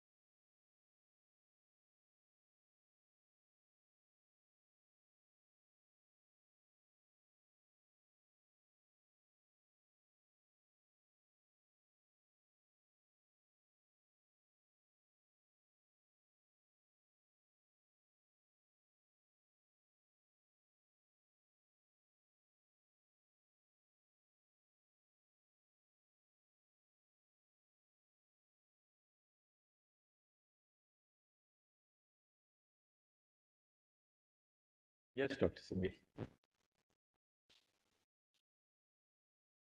So, Malas, I will first deal with the larger constitutional facets on non-discrimination, dignity, and free speech. And then I will give a lot of very interesting Malas, development on the approach to interpretation to make things constitutional compliant in this country and in England, Malas, to make them treaty compliant. And that is a very interesting new development which will answer your Lordship's query. And then I will come to Malas, the reconciliation which Justice Bhatt mentioned about. It will be much better to do it in that sequence. Exactly the reconciliation of wanting to choose what you want here also and there also, and the inconsistency, if any, it will Malas fit in there. So let me proceed in that way. So Malas, on the larger picture, as I said, these are the three constitutional facets being practiced on ascriptive issues. Ascriptive issues are those which are not taken by choice, which are largely involuntary. So if there is discrimination or a violation of dignity or a violation of the larger concept of free expression, it is based on ascriptive issues. Ascriptive characteristics is a better word. Race, caste, ethnicity, national origin. Here it would be Malas, sex or sexual orientation. And according to us, the implied exclusion of the entire LGBTQ class from SMA is based on a sole marker of identity, sex and sexual orientation.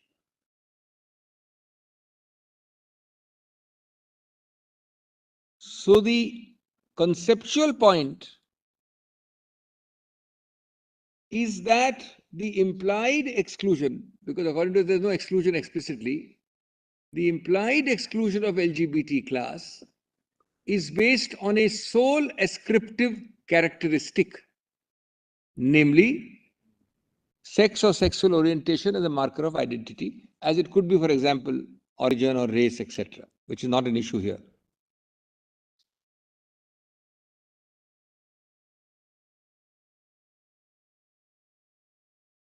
The second aspect here, in the larger constitutional perspective, is that when the government of India, in its various places of the counter, and I'll read one line only, says, for example, socially, culturally, and legally ingrained into the idea and concept of marriage, the traditional marriage forms. Well, it fails to really address that the SMA was created by your lordship, I mean by the legislature, as an alternative to what you might call socially, culturally, legally ingrained concepts of marriage. The very creation of SMA was that. To include what might be called, and I use a loose phrase, not quite right to use it, but that's the real way to use it, unpopular marriages, interfaith marriages, socially sanctioned marriages, directly or indirectly. Unless you had them in mind, the socially sanctioned marriages in a negative sense, why would you create a SMA? So, the government of India is actually hoist on its own petard when it says that we will look only at a particular format of marriage, but you have got SMA for decades.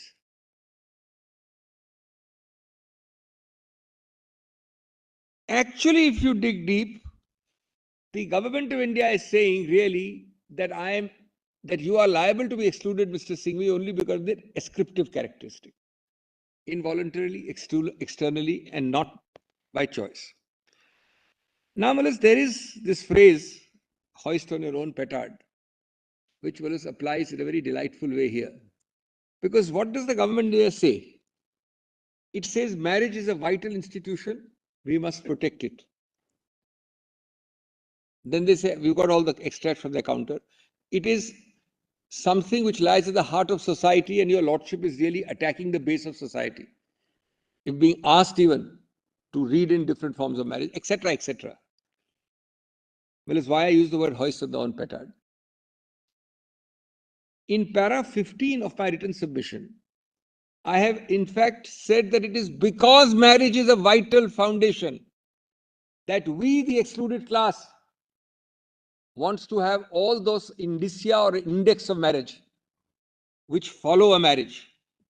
Namely, why is marriage important, Malas? Why is it that there is one class of marriage, I will use the word traditional marriage, versus the other excluded class, non-traditional? Let's use just a neutral phrase. Reason number one, for those who seek any form of marriage, whether this side or that side, they seek it, Malas, for a community and a social validation of a relationship. And I can't agree more with Mr. Tushar Mehta that just like heterosexuals seek it and deserve it, non-heterosexuals seek it and also deserve it.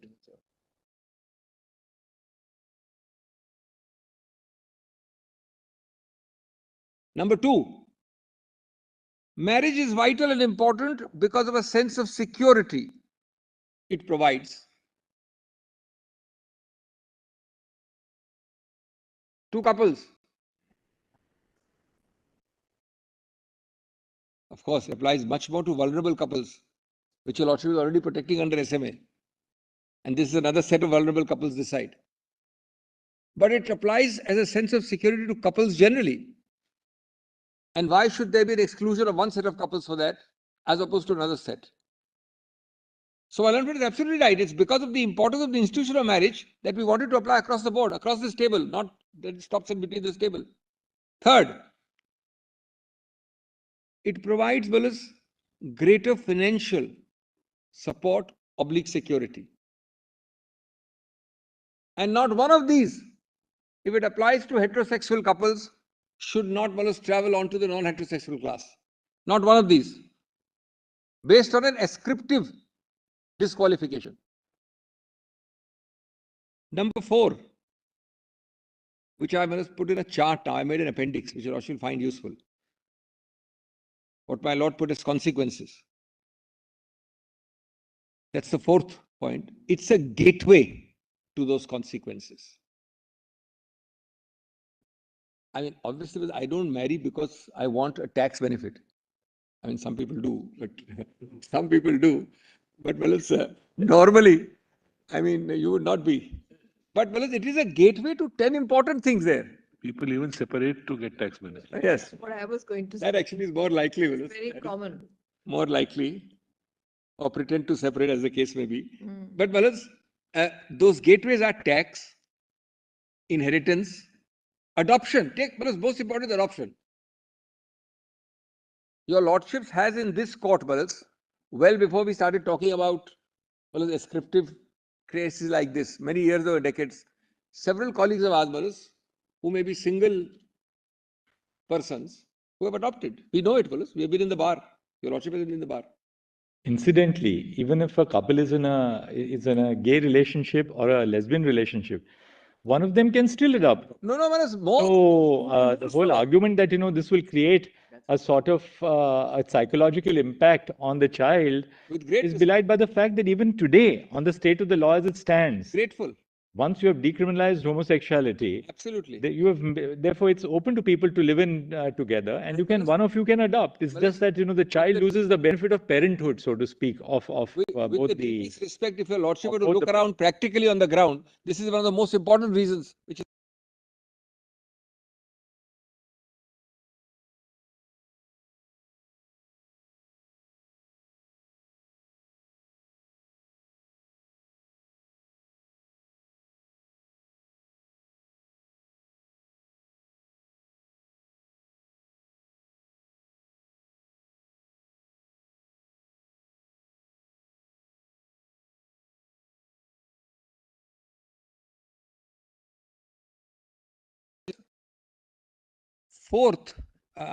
fifth, is that well as marriage by itself, or rather, what should we call it, marital status. Marital status is by itself, Balas, a source of dignity, fulfillment, and self-respect. These are not mere adjectives, Balas. This is a real life, real world.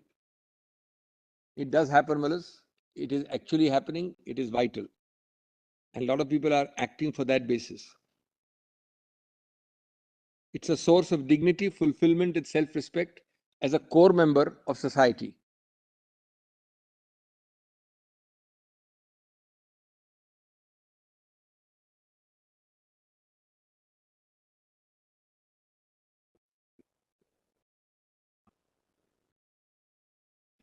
And last is, it's a integral aspect of the ability to have and enjoy a family life. To have and enjoy a family life. With the other indicia we have talked about.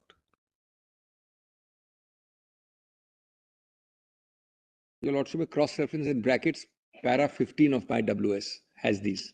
Just, I'll come to it later, just cross-reference it on the side, para 15. Now, Malats, if I may digress here for 30 seconds only, just turn to Appendix 1 of my written submission at page 30 of my written submissions, which is a useful listing. This is a bit of a digression, it's a useful listing. Part of what? 453 Compilation 1. of the written submission volume. Apparently, Your Lordship, in your soft copies have written submission sets all together. In that set, I am 453. We go to volume 1 of the compilation? Volume, yes, volume 1, page 453. It starts, right? Got it, number 7. Page 4. Yes, your number Sorry, 7. appendix is at page 453. Number 7. It starts at 424. My appendix is at 453. 453. Index volume 1. ये volume 1 होगा ना? Compilation 1. volume 1 है. Compilation 1. Not volume 1. File for the bench is called. I'm told, Malas, the file for Your Lordships is called compilation 1. Correct, correct. Some 900 odd pages. Yes. These are the laws. Which para you want us to read? Now, Malas, just go to page 453 of my written submission, just the appendix. Appendix 1. Yeah, appendix 1, correct. I Malas made it vertical rights and horizontal rights. It doesn't really matter so much for the time being, but vertical rights are more against the state or involving the state. And horizontal rights are non-state groupings. Justice Call has got 4, 5. 1 second. Yes. Now, Where do you want us? It's at page 32. So it will be PDF page 453. when I 456. when I intervened yesterday to say 456, 456, sorry. Of this? Of this print file. Printed page 453. Yeah. Appendix 1, no?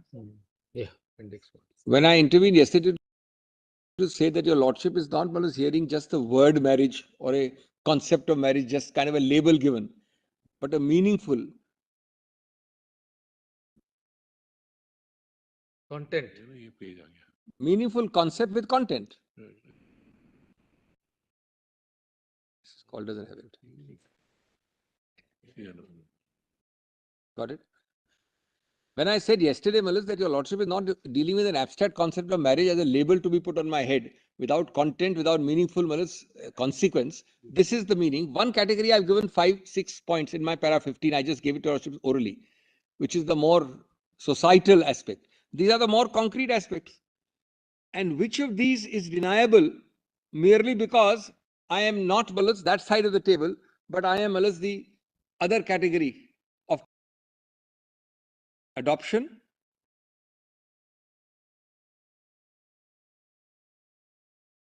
surrogacy,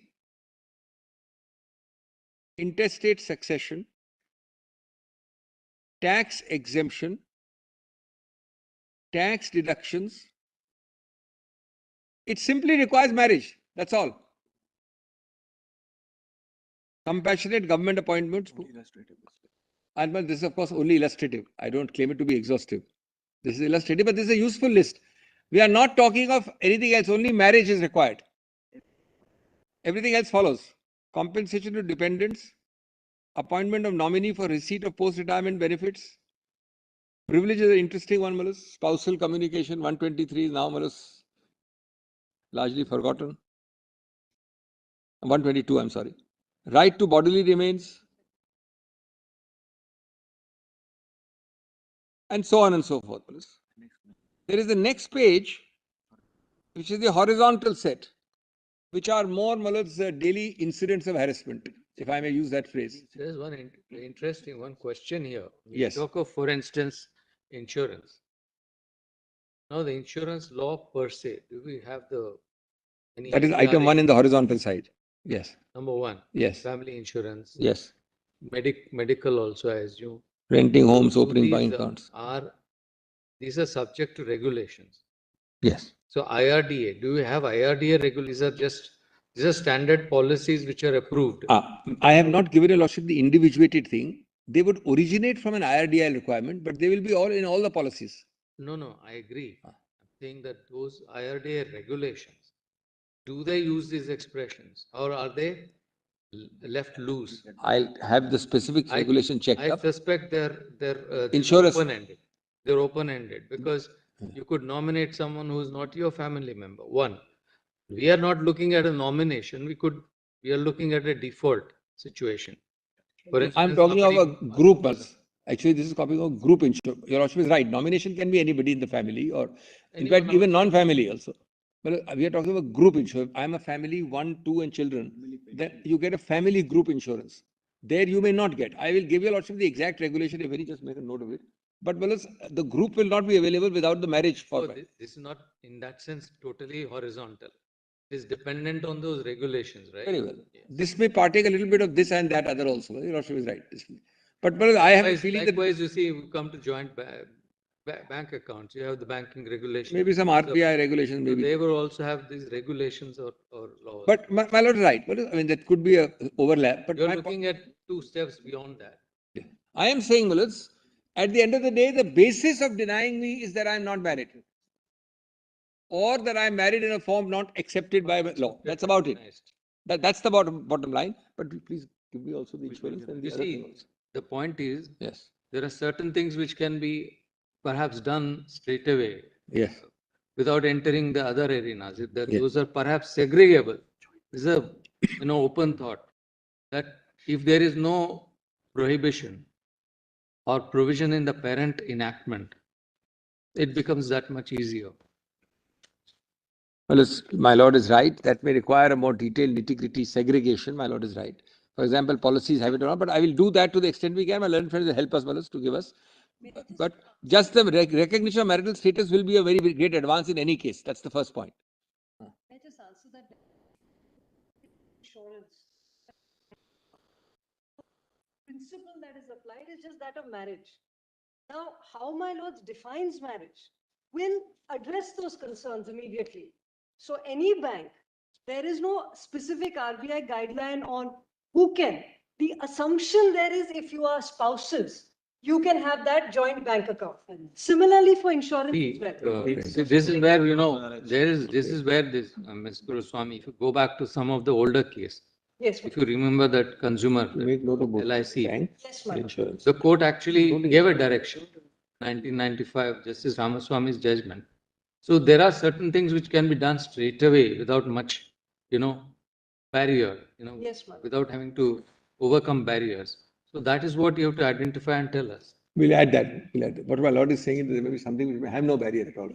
In this, my lord, I suspect that the moment the court opens up the definition of marriage, those concerns are addressed because routinely insurance companies and banks have only this concern. You have to be married. That's- Spousal, that's all. And that will be. But that's the baseline, Malas. In any case, that baseline is there. Because they probably Whatever additional lordship has is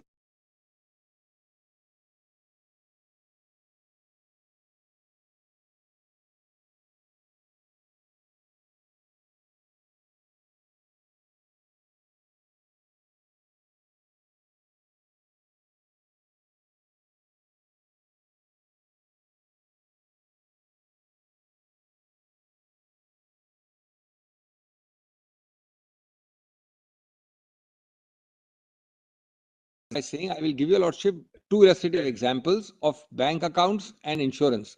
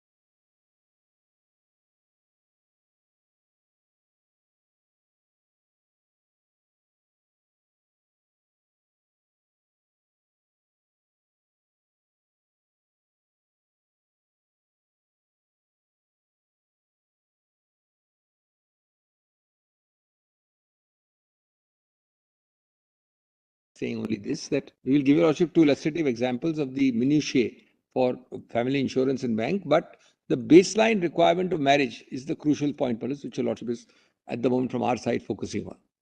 Now, Malas, of these three headings, the most important is discriminatory exclusion in the constitutional context. The first one, discriminatory exclusion of this class on only sex and sexual orientation.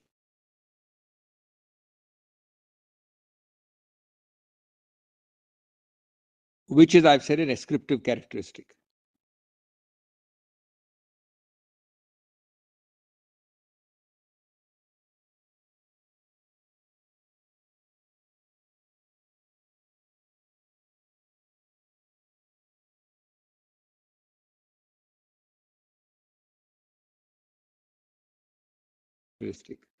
Now, whereas Navtej has been read in great detail, I have taken notes for us and instructed also to say that 3 paras have not been read, and I'll only want those 3 paras to be underlined.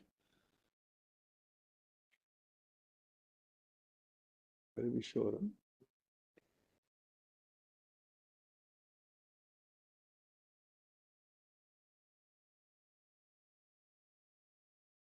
Your lordships are more suspicious of and more inclined to interfere when Miller's classifications of disadvantage based on sex or gender are involved facially. That's the principle of Navtej. Also, which has not been read, just come to 316 para number. Firstly, at page 9, at page 165 of the SCC, 947 of your lordship's PDF. Volume 1 PDF, your lordship is marked Navtej in great detail. 947, para 316. Well, as amongst ascriptive conditions, where the ascriptive condition.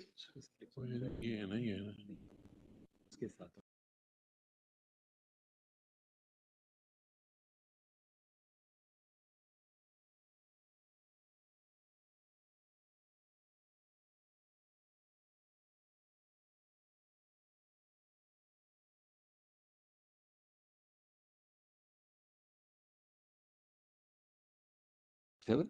947. Para वैसे ही आ जाएगा 1121 पे 947. You go to that box again. Para 316. Just 1 second. Go after 7. This is the same page of the same Navtej your lordship has been marking. 2, 3. You read the whole thing and now type 947.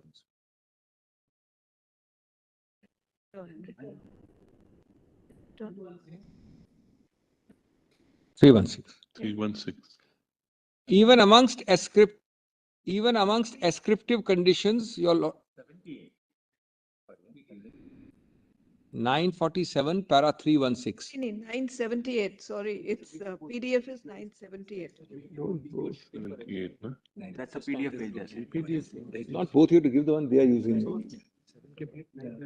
You give me not both, give me what they are using. 978 Enter. Return. Yeah. So, well, even amongst ascriptive conditions, your lordship will look more 316 suspiciously at those based on gender and sex. Just come to 316.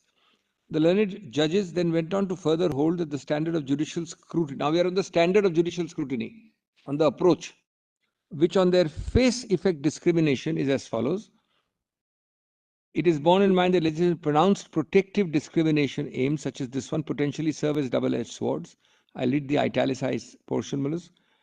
Legislation should not only be assessed on its proposed aims, but rather on the implications of the effects. The impugned legislation suffers from incurable fixations of stereotype, morality, and conception of sexual role. The perspective thus arrived at is outmoded in content and stifling in means. Now, I'm interested in the next parameters. No law in its ultimate effect should end up perpetuating the oppression of women. Personal freedom is a fundamental tenet which cannot be compromised in the name of expediency unless there is compelling state purpose.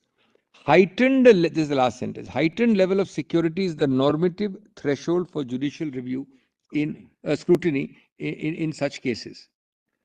And then, Malads, Which is 1079, the correct page for them. 1110, page number, para 637.3. PDF pages 1110.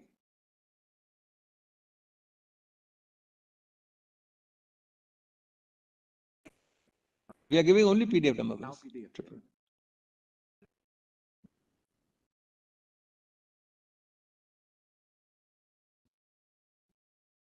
Well, it's the whole para is important, but to save time, I won't read the whole.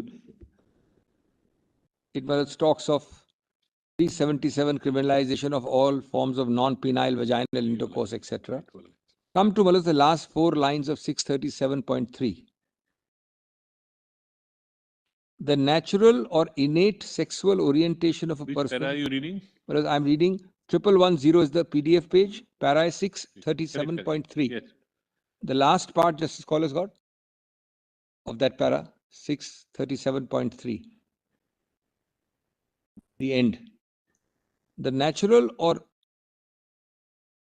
innate sexual orientation of a person cannot be a ground for discrimination, where a legislation discriminates on the basis of an intrinsic and core trait. This is Justice Indu Malhotra.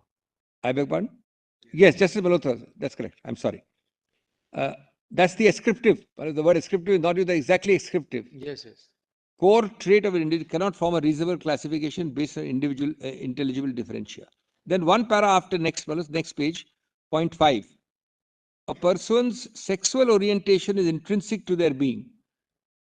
It is connected with their individuality and identity. A classification which discriminates between persons on their innate nature, that's ascriptive. That's the meaning of ascriptive. Would be violative of their fundamental rights and cannot withstand the test of constitutional morality.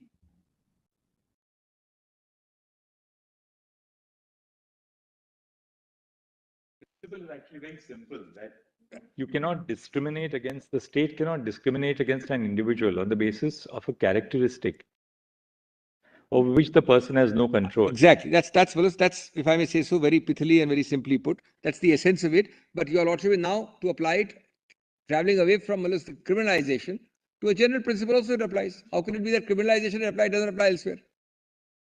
Then, and when you say that, this is an innate characteristic, it's also an argument in response to the contention that this is very, elitist, or it's urban, or it has a certain class bias. Something which is innate can't have a class bias. As a matter of fact, it can never be a bias because it's not in any form acquired. It may be more urban in its manifestations because more people in urban areas are coming out of the closed closet.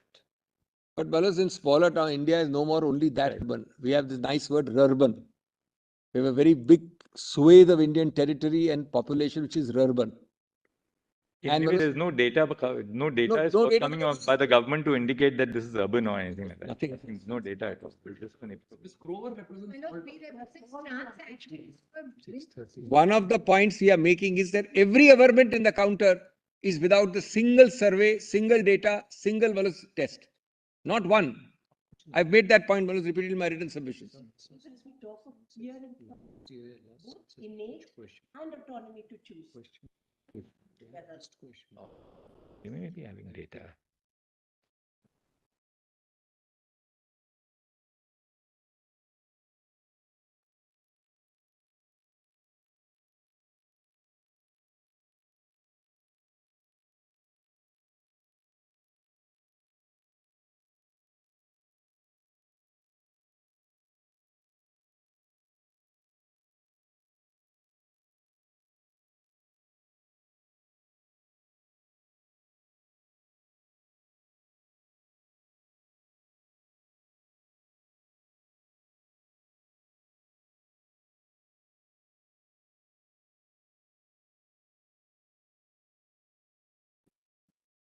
Just on this, my client was forced to go to the streets, Zainab Patel, transgender, disowned by the family, begged on the streets, came up on her own, and today she is director in KPMG, all by herself.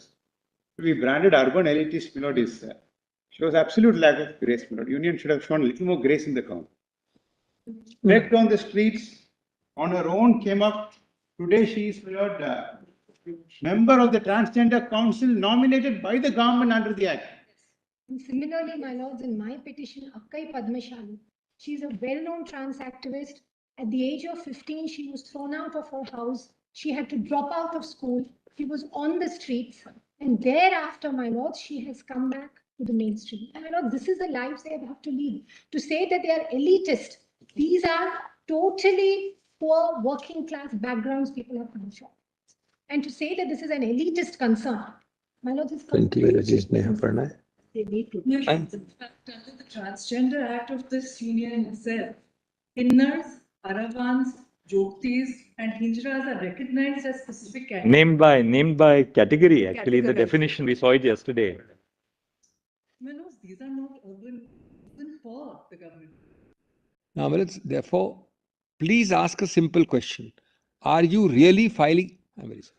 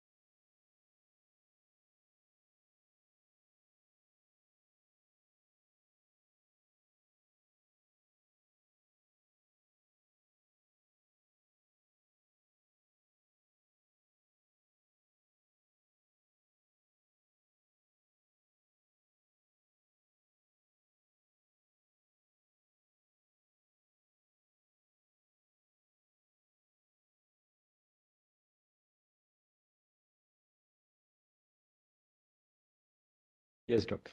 Your Lordship will now come to us by written submission, para. Can we just get back to you a little later so that Yes, that way we'll- Dr. Singhvi's flow is, yeah, we'll complete with Dr. Singhvi's argument. Page, my written submissions will start at 427. Your Lordship has the compilation, Yes. only submissions. In that PDF page is Yes, 427. Come to Ballas 433, or rather 432, where para 19 is there.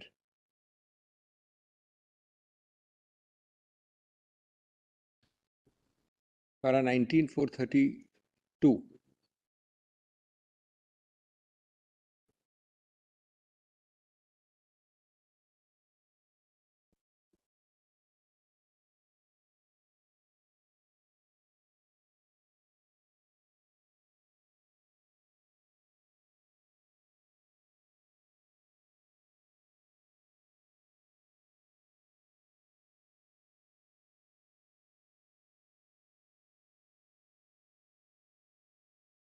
Of my submissions. Volume 1, you get to go to compilation 1 now. Click on compilation 1.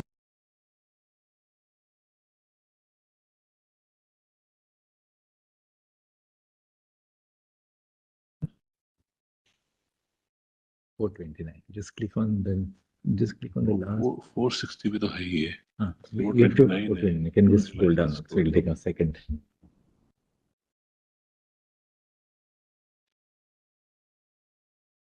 He was 19.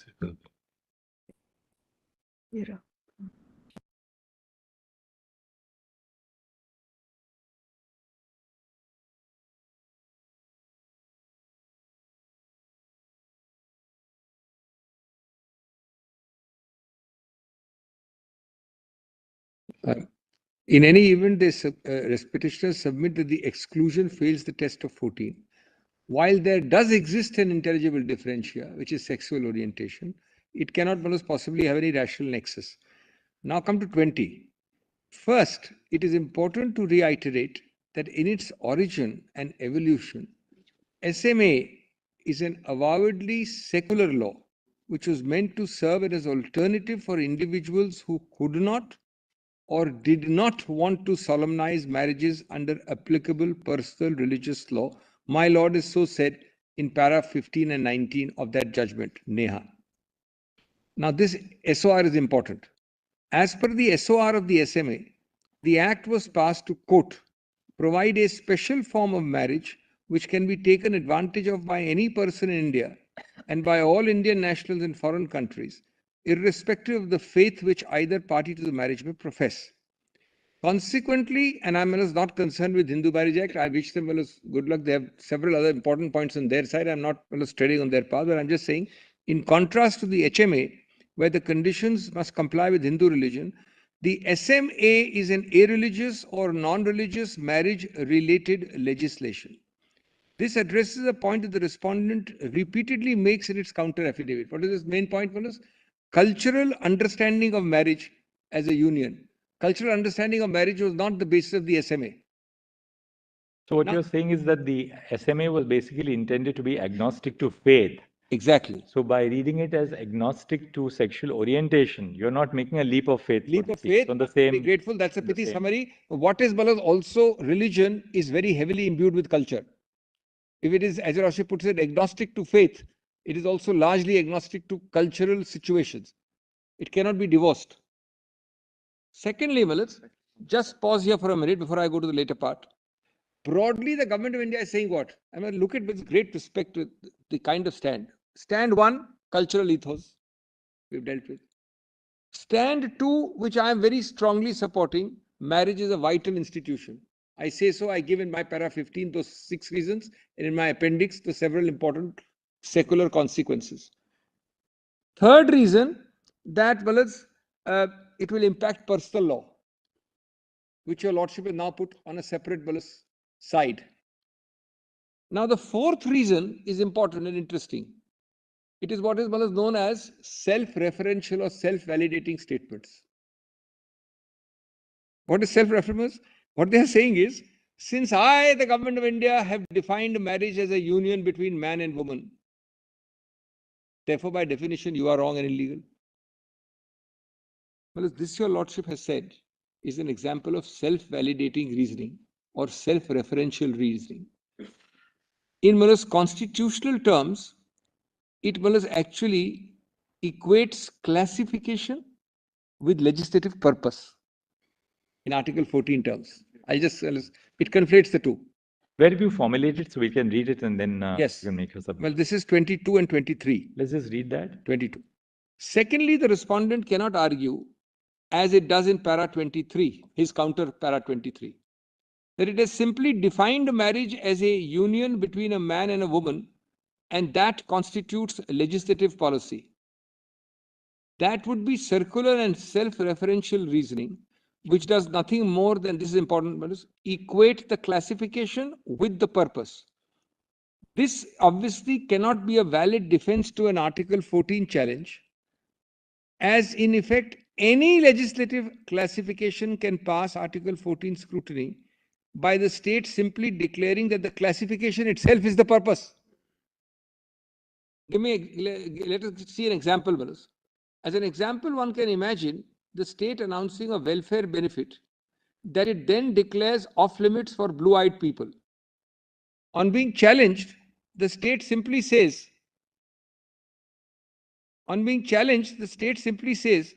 that it has defined the welfare benefit as one that all persons except blue-eyed people are eligible for, and that the legislative purpose is to exclude blue-eyed people from accessing. It is submitted, this is self-referential to decide whether exclusion of blue-eyed is valid or not that I say that it's blue-eyed are out. You have to decide the validity of blue-eyed being out. That itself may be wrong or right. But obviously, the basis of the classification cannot be conflated with the purpose of the classification. They can't be conflated, which is what is happening here, unfortunately. Well, as one example where my lords dealt with this situation was LLB. Your Lordship knows that, of course, was a case where Your Lordship had in evening law classes. Evening law classes. The answer was this only, that the purpose is to exclude people from, Your Lordship, the whole idea is whether the purpose is valid or not. What is that old saying of Pascal, I think, therefore I am. If you adapt it for the government of India, the affidavit says, it is right because I say in my counter it is right. It really amounts to that, Now, let us kindly see, Deepak Sibbal, state sought to justify legislative classification limiting enrollment in evening law classes to government employees by deploying the self-referential reasoning that the purpose was to provide legal education to only government employees. In effect, equating the classification with the purpose, Your Lordship struck it down in paras 18 to 20 as well as illogical and well as not sustainable.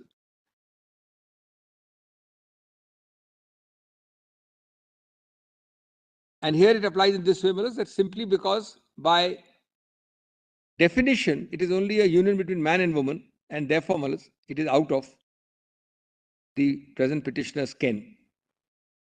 Then, para 26 of my note, which is para 24 of the counter, is the same cultural ethos and societal values.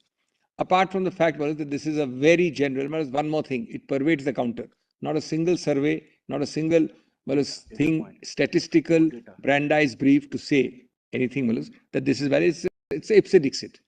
Now, any lordship has read that judgment that societal values cannot trump equal treatment. That principle, lordship, note on the side, I've not given it here. That's para, the lordship read in the morning. You can't trump equality principles by reference to societal values. If I am here on exclusion based on discrimination, then assuming, I'm not at all accepting that societal values make it outside of the ken. But if they were, it cannot trump non-discriminatory principles. By definition, this is the second part of my para 26. By definition, equal treatment and non-discrimination requires challenging majoritarian social norms. Otherwise, there's no question of non-discrimination. Challenging societal norms, whether gender, caste, etc.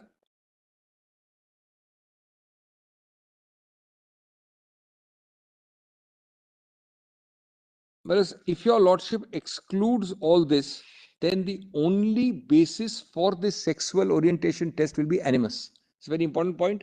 I'll not take you to the case. I've quoted it in my para 27. Let me read that.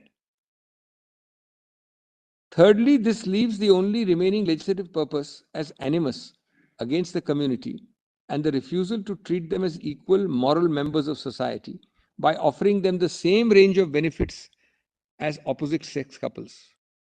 It is clear that any such purpose needs only to be stated to be rejected. Legislative purpose itself cannot be discriminatory or unconstitutional. This is another facet of the same point. The purpose cannot be discriminatory or exclusionary.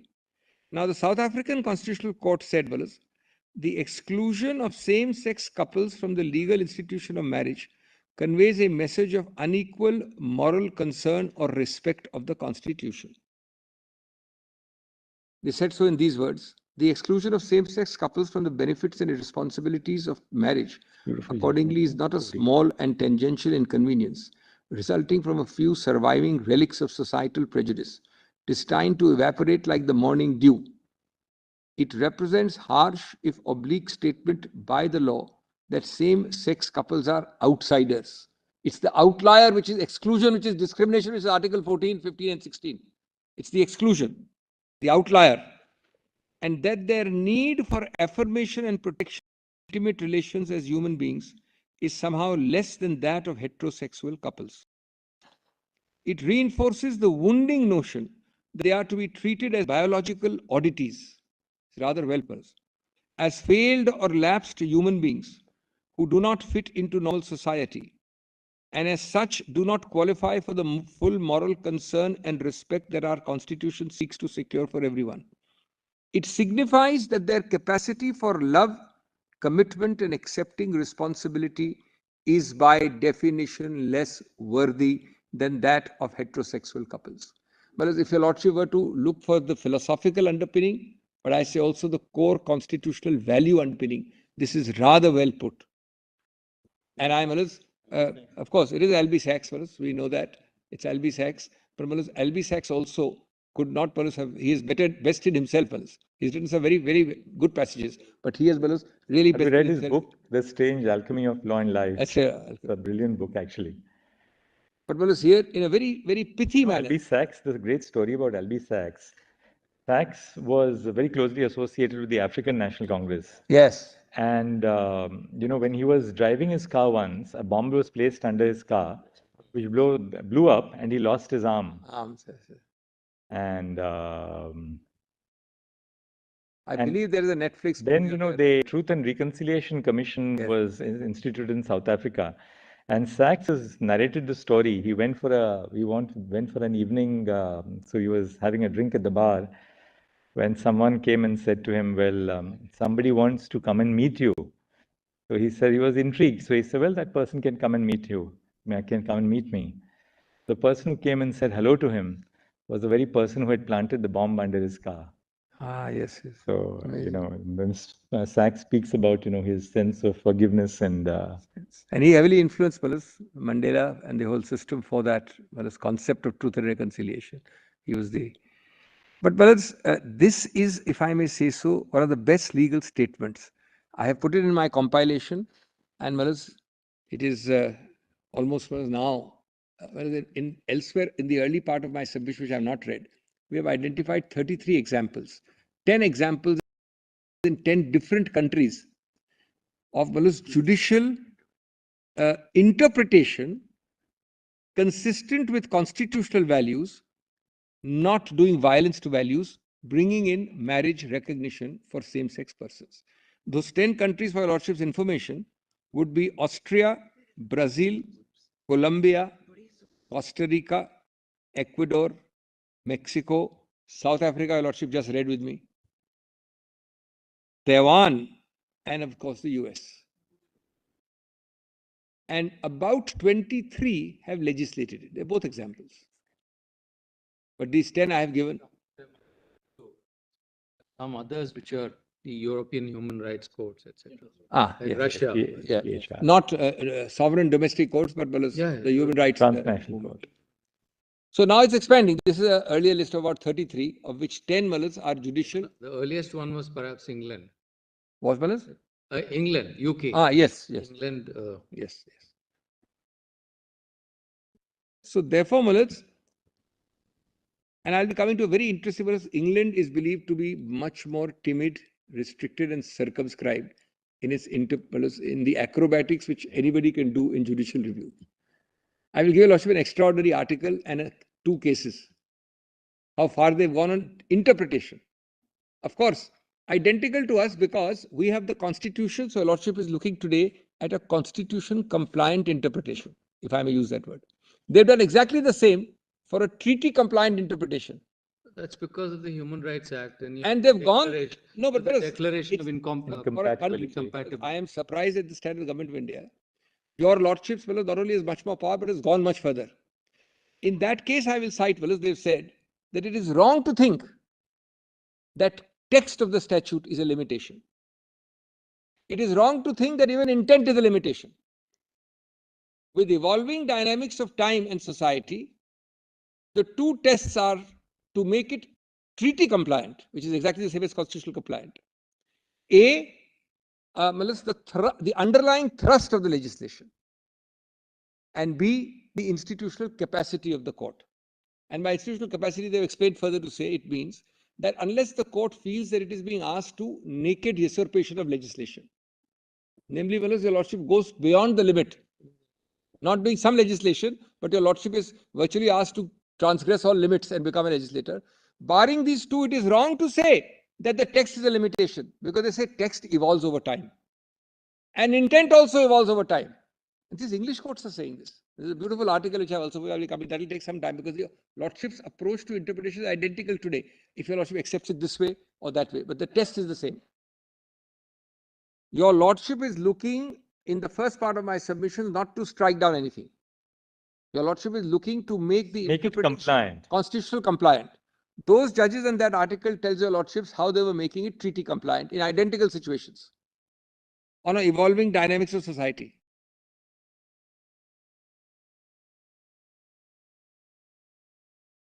Then, Mullahs,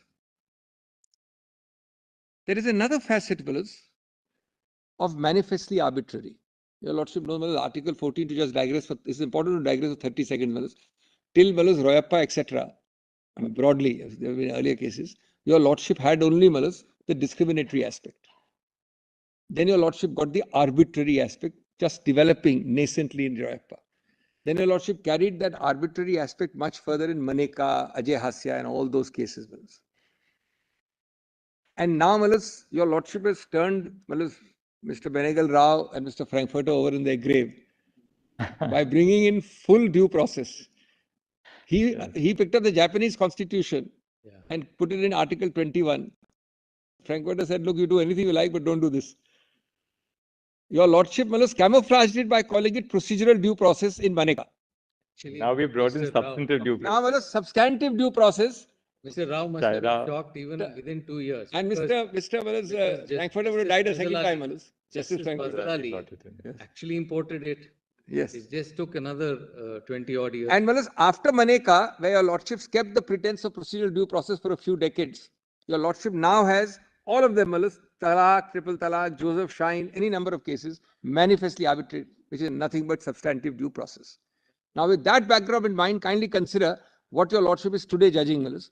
Your Lordship is allowing the creation of hierarchy between different conceptions of the family. It's another way of looking at the same thing, conceptually, Mullahs. Your Lordship is allowing distinctions foul of 14, 15, 16 by, Mullahs, having a hierarchy between different conceptions of the family, involving unions between some kinds of persons more equal than others to have unions. Of course, again, based on their descriptive characteristics. So hierarchy, which is a sub-classification, your Lordship will not allow in Article 14. Of course, it's another angle to look at the same thing. Don't allow hierarchization of family units between those penalized for their descriptive tendencies versus heterosexual couples.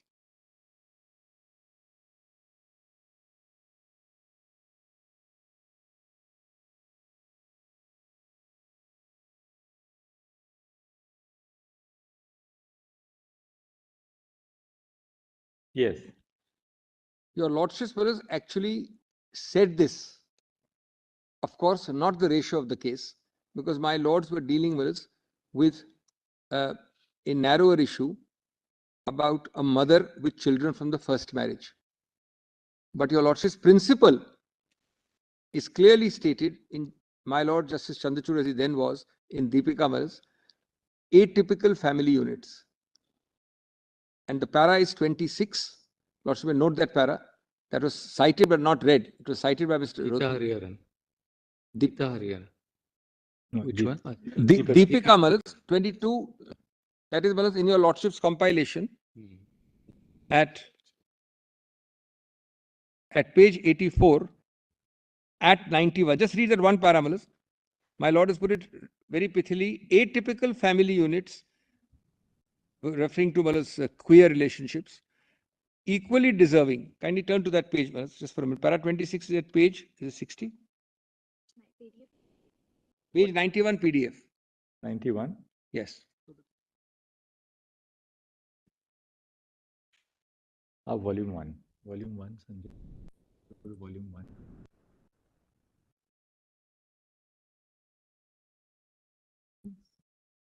Para? Para 26. 91 PDF. Page 91. Huh? Page 91. 91 PDF.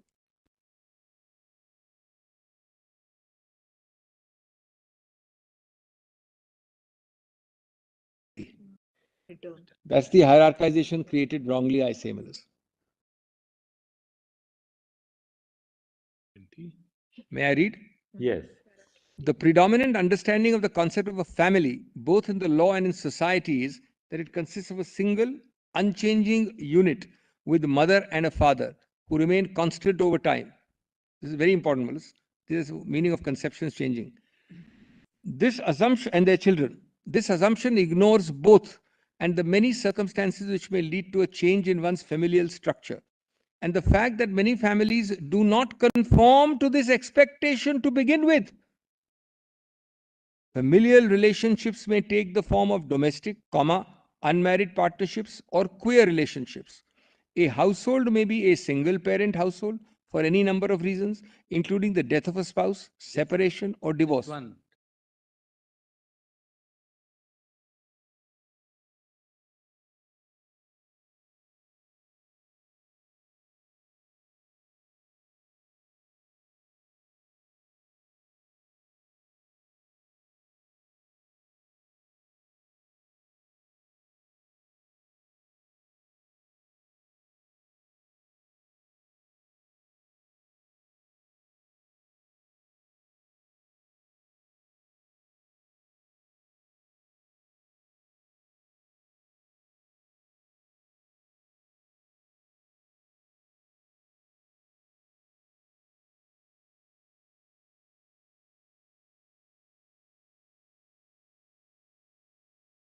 I'm interested in the second part of this, but just read the next few lines.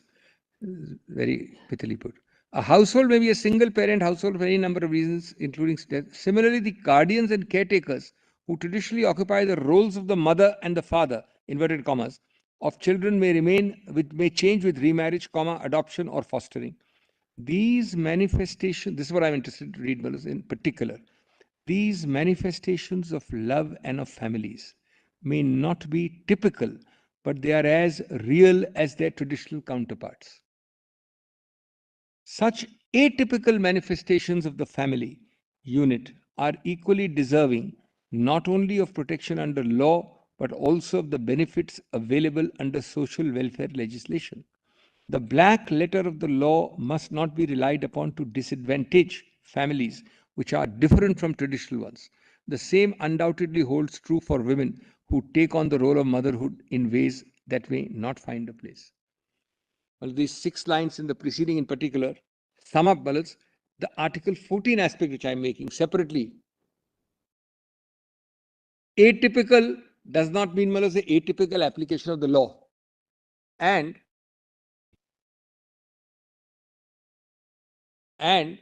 today, Malas, when your lordship has crossed the threshold of even substantive due process, we are today being told that your lordship is doing something very Lordship embarks on this.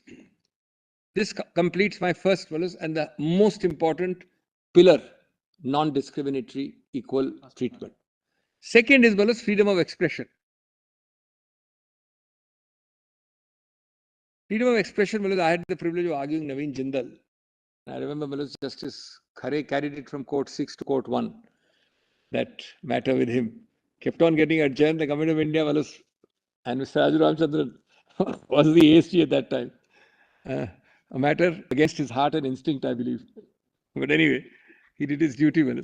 So Naveen Jindal later became my client because he didn't hold it against me. So, well, as there, people tend to forget the right to fly the flag. Well, as we gave submissions, the SEC has published those submissions. 19(1)(a) expression. But there's one part of that, Wallace, is that speech 19(1)(a) extends to quote unquote socially valuable participation in socially valuable forms of expression that are articulated in community. That's the facet I'm underlining only, Wallace, for your Lordship's consideration. That's in Naveen Jindal, para 90. And Malas, the socially valuable forms of expression articulated in community, the participation within which is essential to be complete, is Malas also applicable to this case of exclusion. I'm not reading Nalsa because it's been read, it's been referred. I put in my submissions. I'm strictly avoiding it, Malas. But my point in one line here is freedom of expression includes the freedom or the right to express one's gender identity in all its manifestations. That's my proposition as far as this topic is concerned.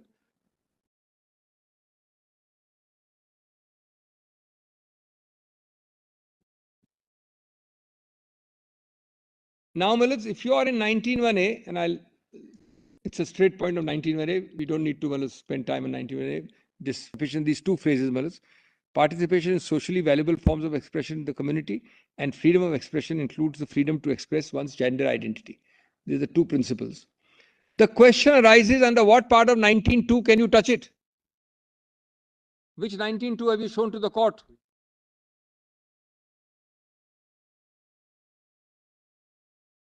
That's the more important aspect. It can't be, it is not. There is no reference point to any facet of 19(2) which there cannot be. You can stretch Wallace decency and morality. You can stretch decency and morality.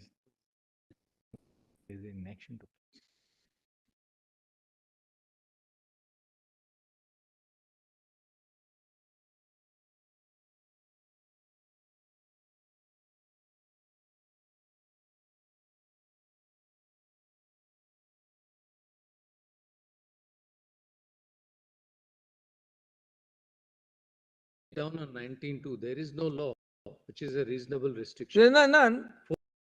14, yes, 14, 15, whatever. But the silence of a law to be construed as an X. I'm very grateful. That's the second aspect. Or Lord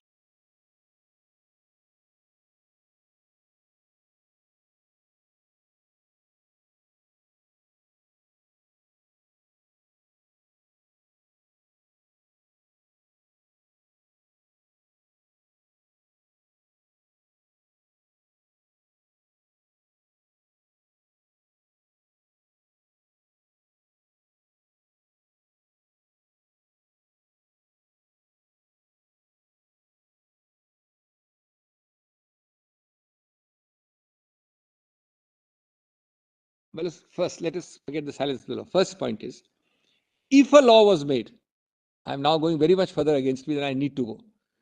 Which part of 19(2) can it be relatable to? When the core values of the constitutional lordship is already discussing. Then they are into an academic question, correct? But decency and morality, you cannot stretch anywhere near constitutional morality and all the other. Talking of, Number two. no, if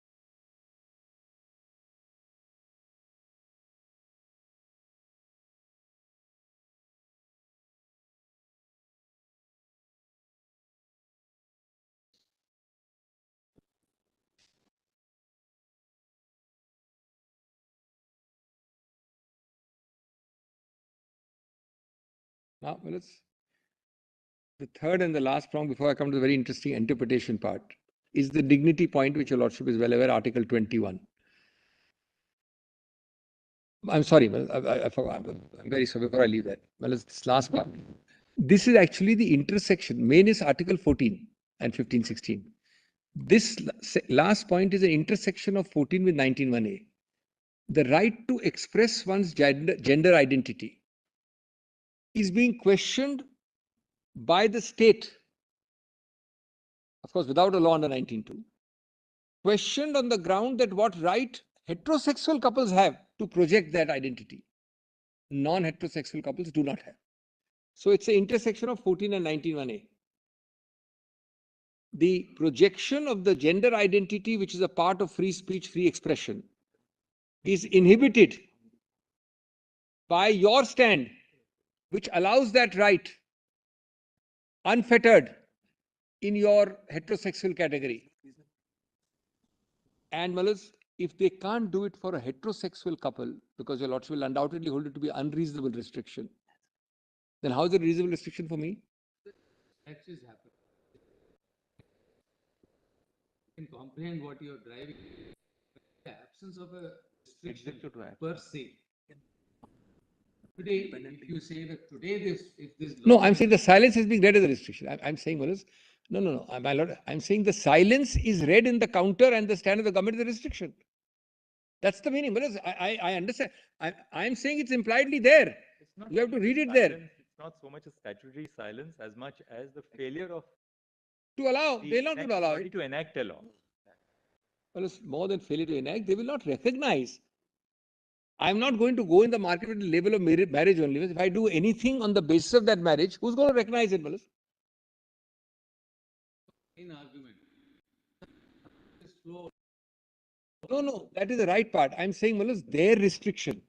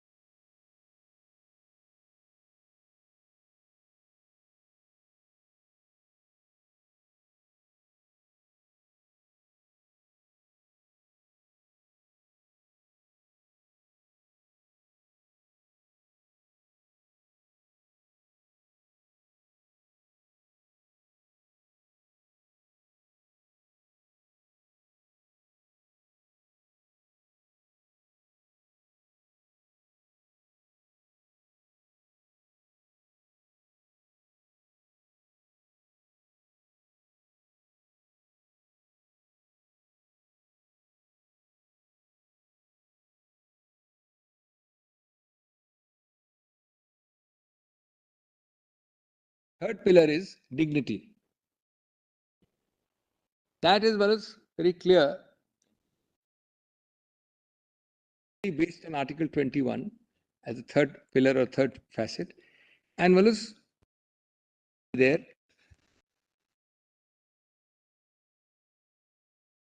everyone with equal concern and respect is the core of that dignity. If you were to, Malas, specific. I just missed the point. I beg I just missed the point, sorry. No, I'm saying the third pillar. We're done with those two Dignity pillars. part of it. The last one is, Malas, of course, the intersection. Of course, 14 is vital in the intersection. And to what Justice Kohli also said, apropos Justice Bhatt, lack of recognition is actually a full restriction, de facto, de jure. Now, coming to the third pillar, dignity. Dignity, is Article 21, obviously resides there. And your Lordship has put it, differently, but the best, simplest way of putting it is to treat everyone with equal concern and respect, and not to send a message that any individual is less worth because of their ascriptive characteristics. That any group is less worth because of their ascriptive characteristics.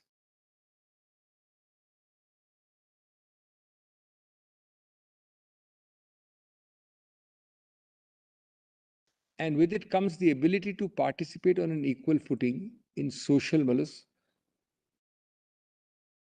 values or constructs. That also is a part of dignity.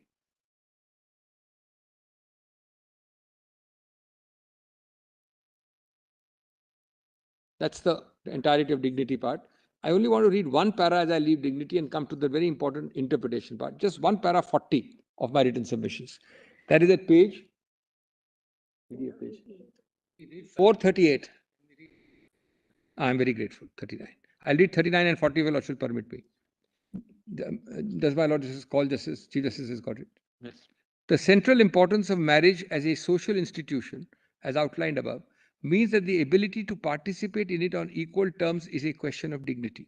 When the state excludes a set of people from participation in a valuable social institution by comparing their choice with the state, proscribing what it considers noxious business activities, it communicates both to the excluded and to the rest of society that these individuals are less than complete members of society.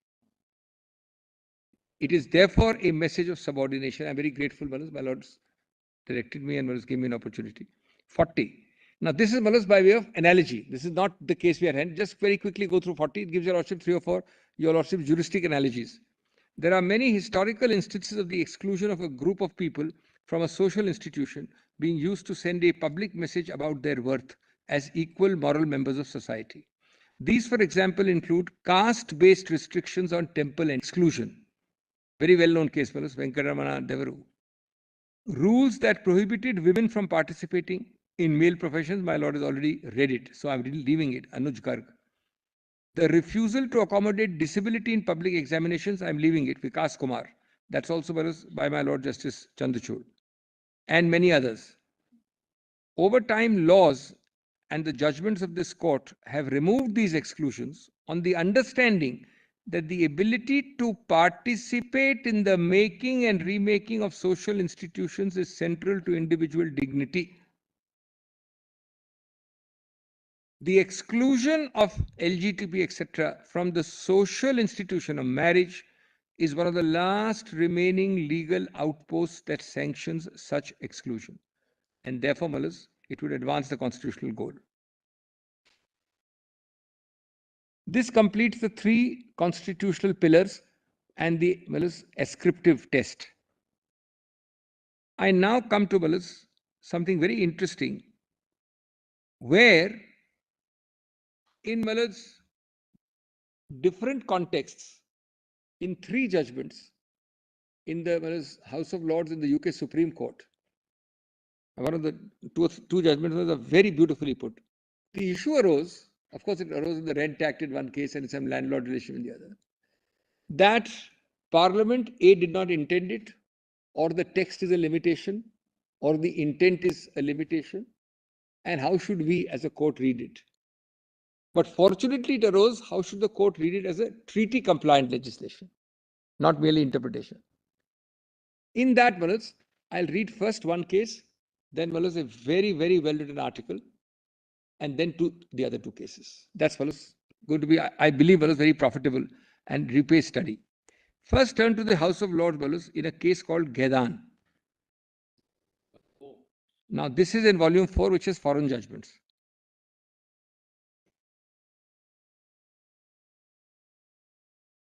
And This interpretation part of it, you haven't dealt in your written submissions, no? Which one? No, I've not called it interpretation. I've called it remedies. But it's, well, your lordship will not understand it quite clearly unless I read the judgment. All right. I'll come back to it, but my lord is right. It is fully there under the heading Remedies. remedies. But minus that brilliant article, Malas, which I have not been able to. I've got it ready in hand for giving a copy, but Malas, it's not in the. 277. Into 277. in the Yes, index. yes. In one Malas, this is very important. May I summarize it? Constitutional compliant interpretation of a statute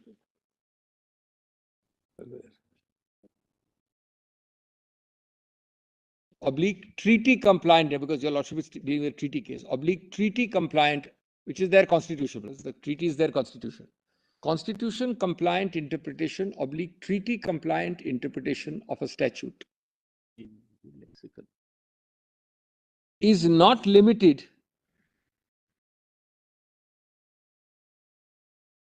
by the statutory text or the legislative intent,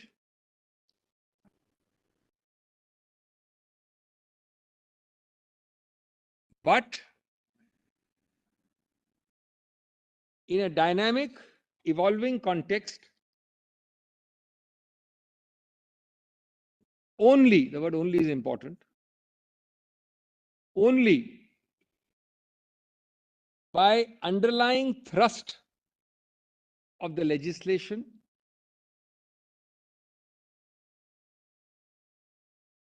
and by institutional capacity of the court. And institutional capacity is explained, Malas.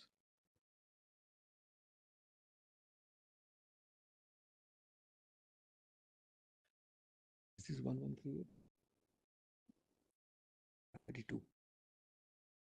Vedan. I start with Ghedan, Malas, which is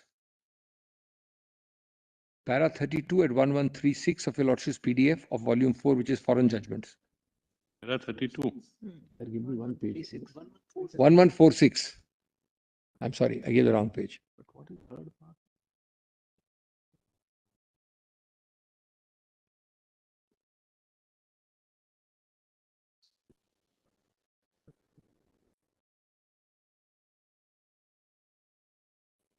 Just write down.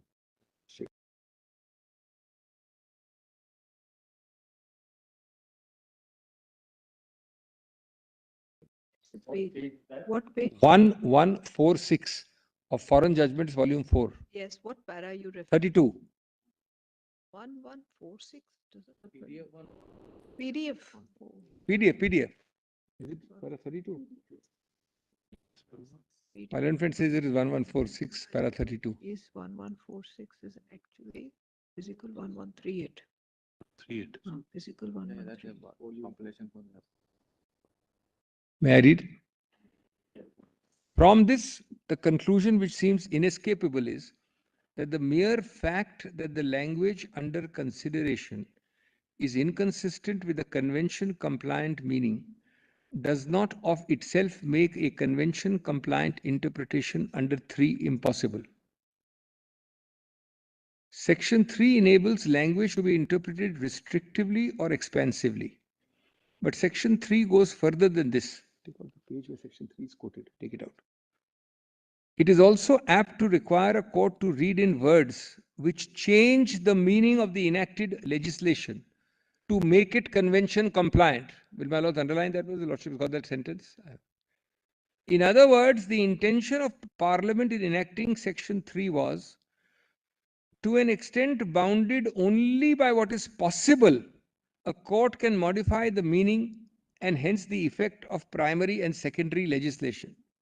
Well, as I've studied in England, I could not imagine these words coming from an English court. Parliament, however, cannot have intended that in the discharge of this extended interpretive function, the court should adopt a meaning inconsistent with a fundamental feature of legislation. That would be to cross the constitutional boundary under Section 3. Boundary Section 3 seeks to demarcate and preserve. So it's nicely balanced. Parliament has retained the right to enact legislation in terms which are not convention compliant. The meaning imported by application of Section 3 must be compatible with the underlying thrust of the legislation being construed. Words implied must, in the phrase of my noble and learned friend Lord Roger, go with the grain of the legislation.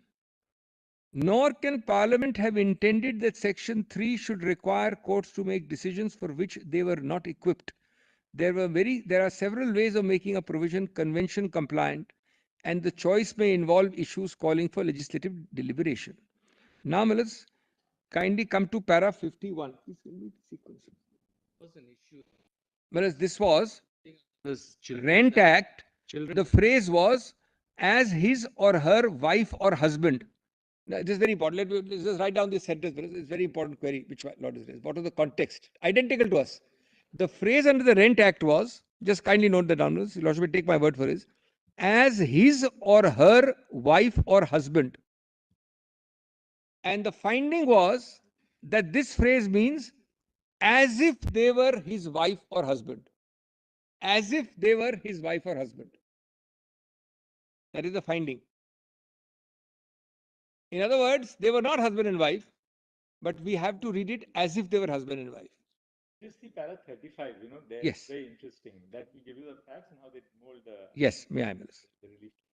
Lord Stein is very important. Let me read 35 first. 35. In some cases, difficult problems may arise. No difficulty arises in the present case. Paragraph 2 of Schedule 1 of the Rent Act is unambiguous. But the social policy underlying the 1988 extension of security of tenure under Para 2 to the survivor of couples living together as husband and wife is equally applicable to the survivor of homosexual couples living together in a close and stable relationship. And this is a country doing a convention compliant interpretation with no constitutional history, hardly any constitutional jurisprudence and legacy. In this circumstance, I see no reason to doubt that application of Section 3 to Para 2 has the effect that Para 2 should be read and given effect to as though the survivor of such a homosexual couple were the surviving spouse of the original tenant. That's how they read it. Reading Para 2 in this way would have the result that cohabiting heterosexual couples and cohabiting heterosexual couples would be treated alike, for the purposes of succession as a statutory tenant. This would eliminate the discriminatory effect of Para 2 and would do so consistently with the social policy underlying Para 2. Well, it's without Article 14. Without Article 14. Now, just read on. There's something more. I've not finished. This is a very interesting case. And the article is even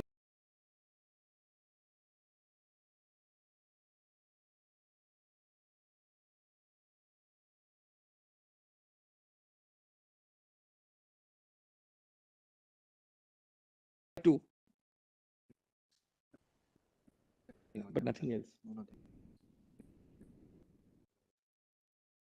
I now return. May I, it's at 1152, my Lord has got the conclusion of Lord Stein. You got that. I now turn to the circumstances of the case before this House.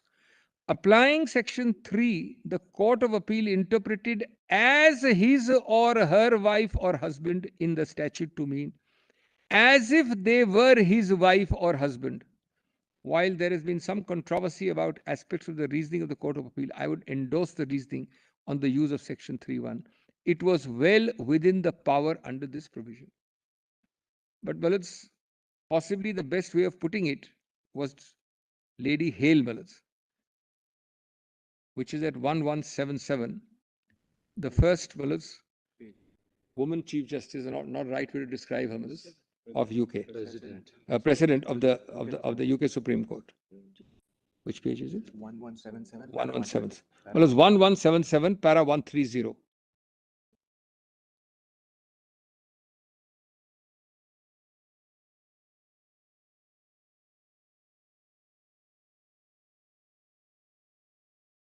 Seven.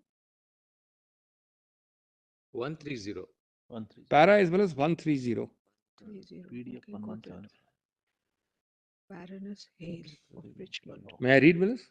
1177. 11? I believe it's 1177. volume they were on. Same volume, little ahead. Baroness Hill of Richmond. Well, she has put it in a wider one, but I will read well some paras on a wider basis, but also this basis. And rather well put. Sure you've not left out any? It is, may I read, Manas? Yeah. It is not so very long ago in this country that people might be refused access to a so-called public bar because of their sex or color of their skin. That a woman might automatically be paid 3/4 of a man, what a man was paid for doing exactly the same job. That a landlady offering rooms to let might lawfully put a no blacks notice in her window. We must now realize that this was wrong.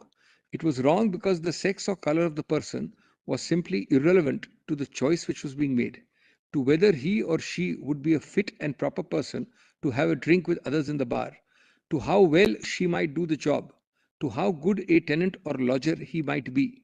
It was wrong because it depended on stereotypical assumptions about what a woman or a black person might be like, assumptions which had nothing to do with the qualities of the individual involved. Ascriptive. Even if there were any reason to believe that more women than men had bad customers, this was no justification for discriminating against all women. It was wrong because it was based on an irrelevant characteristic which the woman or the black did not choose and could do nothing about. Ascriptive. When this country legislated to ban both race and sex discrimination, there were, and we have here a Hindu prime minister and a Muslim first secretary in the north of that country. First minister, which is the equivalent of the prime minister within the sovereign system. When this country legislated to ban both race and sex discrimination, there were some who thought such matters trivial, but of course they were not trivial to the people concerned. Still less trivial are the rights and freedoms set out in the European Convention. The state's duty under Article 14, now it is interesting that number is the same, to secure that those rights and freedoms are enjoyed without discrimination based on such suspect grounds, is fundamental to the scheme of the convention as a whole. It would be a poor human rights instrument indeed if it obliged the state to respect the homes or private lives of one group of people, but not the homes or private lives of another. Such a guarantee of equal treatment is also essential to democracy. Democracy is founded on the principle that each individual has equal value. Treating some as automatically having less value than others not only causes pain and distress to that person, but also violates his or her dignity as a human being. The essence of the convention, as has been said often, is respect for human dignity and human freedom. See so and so. Second, such treatment is damaging to society as a whole. Wrongly to assume that some people have talent and others do not is a huge waste of human resources. It also damages social cohesion, creating not only an underclass, but an underclass with a rational grievance. Third, it is the reverse of the national behavior we now expect of government and the state. Power must not be exercised arbitrarily. If distinctions are to be drawn, particularly upon a group basis, it is an important discipline to look for a rational basis for those distinctions. Classification, nexus, object. Finally, it is a purpose to all human rights instruments to secure the protection of the essential rights of members of minority groups, even where they are unpopular with the majority. Minority includes minority in different ways on ascriptive characteristics. Democracy values everyone equally, even if the majority does not. Then, para 137. I hope we have not missed out anything, right? I think you may read 135 also. 135. May I read? I'm grateful. It is common ground that one of the convention rights is engaged here. Everyone has the right to respect for their home. This does not mean that the state or anyone else has to supply everyone with a home. Nor does it mean that the state has to grant everyone a secure right to live in their home. But if it does grant that right to some, it must not withhold it from others in the same or an analogous situation. This is the heart of equality. There's no positive obligation that says I must give you a house. It must grant that right equally unless the difference in treatment can be objectively justified. You're granting marriage to heterosexual couples. Give me a rational reason to deny it to this side of the table. there is no need for us to express a view on the degree which a constitutional right must be engaged in order to bring Article 14 into play on any view that threshold is crossed here. It is also common that there is a difference in treatment in respect of that right between the respondent and the survivor of an opposite sex relationship.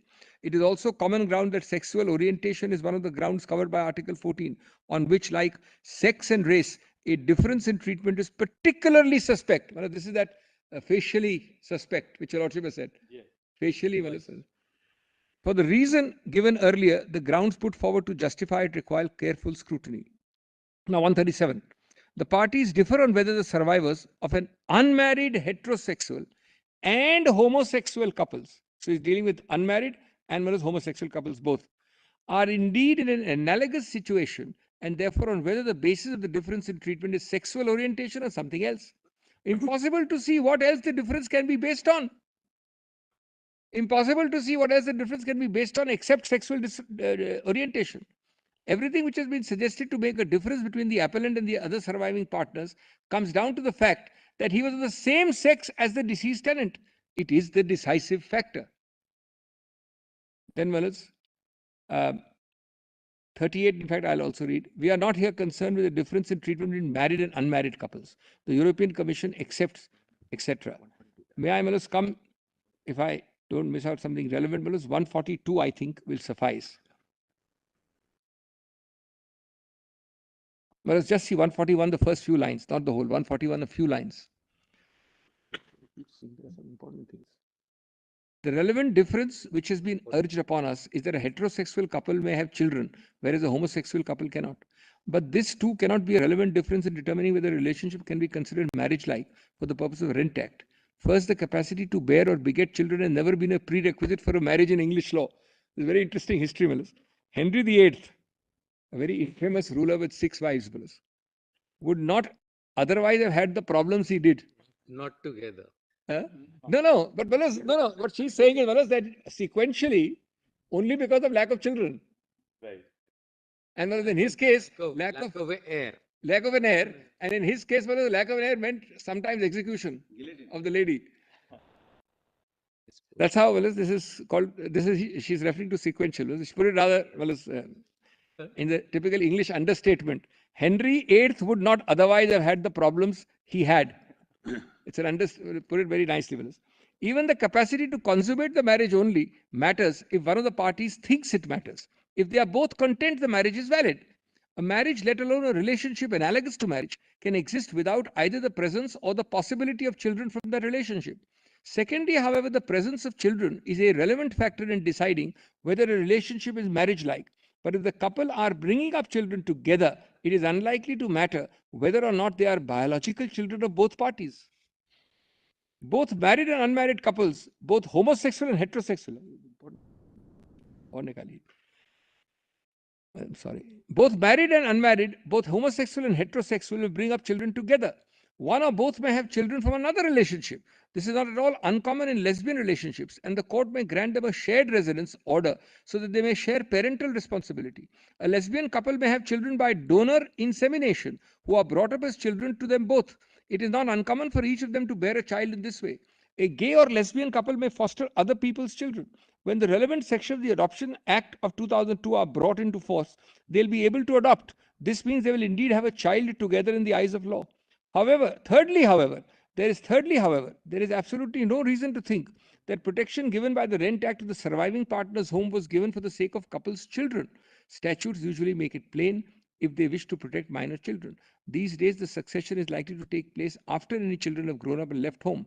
Children, whether adult or minor, who are still living in the home may succeed as members of the family under so and so of the schedule. It is the long-standing social and economic interdependence, which may or may not be the product of having brought up children together, that qualifies for the protection of the Act. In the days when the tenant was likely to be a man with a dependent wife, it was understandable that preference was given to the widow over anyone else in the family. But in 1980, that preference extended to widowers, whether or not they were dependent upon the deceased wife. Dr. Singhvi, we have a similar case, except that it's not same sex. Here was a case where, in the absence, marriage was not essential. Person was living with the original tenant. Yeah. The tenant died. Yes. So the live-in, whoever was a partner, Like you're not married. not married. So therefore, that protection was sought to be taken away. There's More a importantly, judgment- how would you read the act which might there's a violate your? judgment by Justice Lahoti before the domestic, violence act, Yes, I'll have where that. they were, Just take where that. the parties got estranged. I'll cite that tomorrow. I'll let. And then the husband, he actually intentionally walked away, and then the wife faced eviction. Eviction. The court granted that protection. Now see what is the next para. I'll place that. I'll place that. Just see the next para. Now 142 onwards is where I particularly wanted to read.